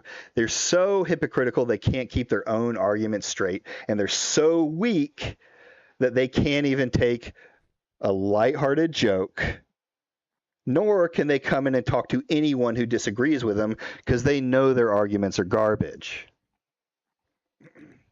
So no one can call them gooners. Yeah, that's what they're saying, is no one can call them gooners. You can't use your freedom of speech to go in and call them gooners. That would be wrong, and they will stop that. In fact, by their movement's words, hashtag end Kotaku, they will remove all of these journalists that are talking about their games the way they don't want them to talk to it out of the industry. They will not have free speech in the gaming industry talking with an opposite effect. With that, they've called me a grifter, so I'm going to go ahead and grift right now. We got 20 people in chat. We got 6 likes. If you're enjoying the stream, give me a like. You know, it's the minimum that you could do to help me out. If you enjoy the content further and you want to support me more, I'm on my road to 500. We're working up there. I've gotten into the 70s. My next goal is 100, and I'm loving the growth and the new people coming in. So give me a subscribe, give me a like, so no one can call. Enjoy, if you enjoy it, come by and talk. I'll have people on stream all the time. I like to have open discussions sometimes. Probably not tonight because we're going a little bit over. But again, help me be the grifter that the anti-woke want me to be. Absolutely roasting them. I was where they all circle jerk each other with praise while posting pictures of the bribes, gifts they receive from these triple. Another thing with like this, they're absolutely roasting them. You can't even the moment you call an anti-woker out for the same joke that every anti-woker is saying, they just shut up. They go silent. They can't banter back and forth. They'll try and repeat the same statement. These dudes are absolutely weak sauce. It reminds me of being back in the day during the woke and seeing people just absolutely block people left and right for their takes or try and get them kicked off social media. AAA gaming companies. Yeah, I mean, it's not really surprising that they're praising all of the virtue signaling that's going on in the gaming industry because they make money off of it, and they, of course, get gifts from these companies. I will occasionally accept codes from developers, like actually with Wu-Chang. I did receive a code, and I am okay, we were a little bit further. I've heard her yapping too much. Review uses gooner approved as a. She doesn't get to complain about circle jerking when she goes into the anti-wokes. Dude, I'm telling you, these 9-man fucking Twitch poll streams where no one has a different opinion and they just jerk each other off about their own talking points is is just it's like the definition of an echo chamber. It's just huffing your own farts with your buddies, not really taking any time to understand your arguments or understand what's going on, or to even listen to another opinion. We can't have that. We've got to hug box it. The con against the game, gets called out, doesn't accept criticism and locks replies, begins to block users quote retweeting. Streisand affected. I don't think you calling him a cuck is criticism. Like, I think that's just trying to, gift after him, which, I don't have a problem with. I'm the kind of guy, I'm the kind of guy that, I don't mind a little banter back and forth. I don't mind. I don't care if people get on, are mean on the internet. That doesn't bother me. But just to pretend that, this is criticism is insane. It's always the same lies. This is criticism. You just hate beautiful women. Initiated. Yeah. Like if they hadn't put this and they had. You could put it on a bingo card. Man, I can go off right now, but I'll save it. Fair enough. Fair enough. If we ever get you on, we'll make sure it's during some anti-woke content. Tried to silence people, it would have gone over significantly better for them. They might have actually been taken serious. Wait. Let's hear that again. Who tried to silence people? Yeah, it's just constant shit. Begins to block users quote retweeting. Streisand effect initiated. Yeah, like if they hadn't put this and they hadn't have tried to silence people, it would have gone over significantly better for them. They might have actually been taken seriously if they just gave it a 9.7 and they didn't. We have to be serious about our reviews, guys. This is serious. This is super serious. This is serious. You got to be serious when you're talking about my games, guys. No jokes about my Gooner games. Serious stuff here. Add the Gooner approved bullshit to it. Grown-ass men using the word gooner in a professional environment. Journalists screaming and crying because there's an attractive woman. Not only is this individual melting down over this, but I'm sure we're going to see quite a few freakouts on social media because this game is doing amazing. Right now, it's in the top 5, which of course for I've already heard. Brand new franchise. It's not like the studios put out a bunch of games and they're really well freaking solid. It just goes to show that when you make a really cool looking game. The problem is these guys have no way to actually look at SteamDB and understand how it works. Like just getting 100,000, 200,000 isn't conducive with it just being a good game, right? Yes, it's selling well somewhere, but we're talking about the Western market that these anti-wokers are trying to fight for. If no one's buying this in the Western market and everyone's review bombing it, is it really doing that well? I guess we'll see, right? Stellar Blade, from what we've seen, from what Pirate Nation has shown, didn't do well in the United States, probably due to its marketing. This game, is it getting propped up by China? And if it is 100,000 really good for the Chinese market? Like these are all questions you have to think of when you're talking about this kind of game, when you're talking about SteamDB numbers.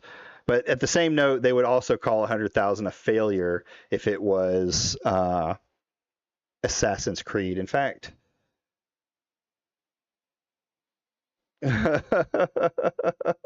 just morons looking at numbers and have no understanding. And you market it well, and there are just a lot of really cool elements to your experience. It's going to bring in a pretty big audience, and it's funny because this clearly didn't have like some absolutely behemoth marketing budget like most AAA games do. So it just proves that you don't need to put hundreds of millions of dollars towards marketing your game. If your game can stand on its own and you have a decently sized campaign, it can go over really well for you. And right now, Wu Chang is in the top 5 for the top sellers list by revenue. I think that it will probably stay around here. Wildgate is technically doing better, though Wildgate's player count isn't really that high. It's topped out at 7,700, so I think that Wu Chang will definitely be doing better player count wise. I'm super excited for Wu Chang, like so many other gamers are, and I can't wait to finally play this. I've been really looking forward to this. I love Souls-likes. I'm personally not sick of Souls-likes yet, and this one looks like it's really high quality, super interesting, and everything. Is it though? Like what I watched is not high quality compared to like other ones out on the market. And yes, it's a small company, right? So you have to give some leeway there. We're not, small. Well, is it? Before I start saying shit, let's look at this fucking game again.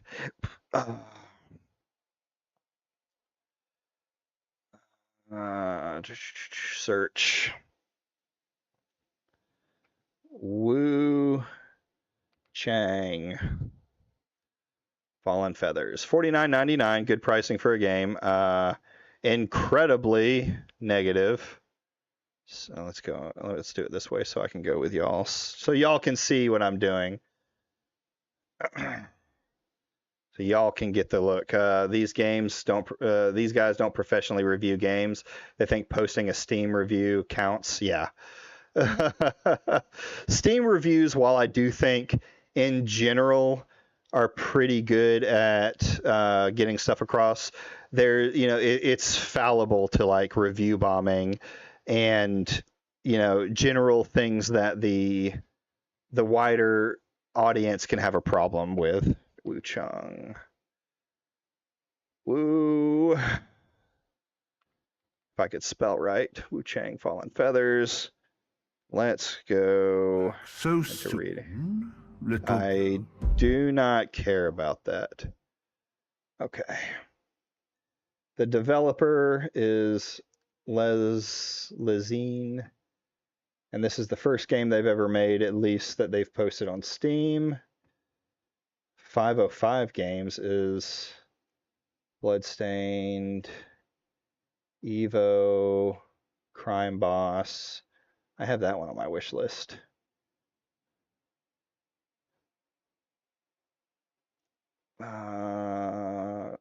So they made or published Brothers? May releases. So it looks like they back mostly smaller game groups. So yeah, like I'm not expecting AAA quality out of a new company, a new IP, all of that stuff. So yeah, there's some leeway for it. But to say that it just looks amazing off of, I don't know, nothing, like I don't know. I think that's a little dishonest because like this looks old. This looks dated, which you expect from an indie title. And I would still just call it what it is. It looks dated, but she's a Souls-like fan, so she's ready to play Souls-like games. Cool, and go from there. Everything we've seen so far has made it look even better than the last time. Every single teaser and trailer that's come out has topped the last. And yeah, I mean, I think that so far it definitely... Trailers don't mean shit. They haven't meant shit in decades. We used to dog on trailers constantly because you get a trailer and then the game comes out and it looks like shit. Well, so like that doesn't mean anything. Let's get to where the game comes out, which this guy that she's dogging on has given it a great review, almost a perfect. Deserves all of the hype that it's getting. But I'll be playing it, over the next couple of days. I'm going to be live streaming a full playthrough on the channel if you're personally interested in it, or if you just want to see it before you decide to purchase. But hey, if you're somebody who likes seeing sexy and attractive characters in your video games, well, this title is apparently Gooner approved. See, there it is. You can start to feed into the joke. It's a con to the activists. To the activists. It's also really upsetting the other activists that are going through it. Absolutely weak behavior. Absolutely, absolutely brain dead. As most of these arguments that happen in the anti-woke space are. Oh, well, that's what it is, guys. That's what it is. Anyway, I am a little over time, so I want to thank everybody for coming out. It was fun. This last little anti-woker talk was interesting. And like I said, I'm waiting for the more of the VTuber VShojo drama to come out. So that should be fun. If you have anything you want me to watch, you find anything that might be interesting to go over, for me to go over on stream, you can head in my Discord. It's linked down below. There is a little content suggestion area. I watch all sorts of weird stuff. And just because I didn't watch it after you posted it doesn't mean I won't go back later and watch it. I've got one about the Nazis being afraid of Canada, like anyone would be afraid of Canada. So do that, like and subscribe if you like what you see. I do Monday, Wednesday, and Friday, and usually Saturday, though this next Saturday I will not be streaming. I have my my quarterly board game night to play my favorite board game of all time, Twilight Imperium. So again, guys, thank you for coming out. Y'all have a wonderful evening.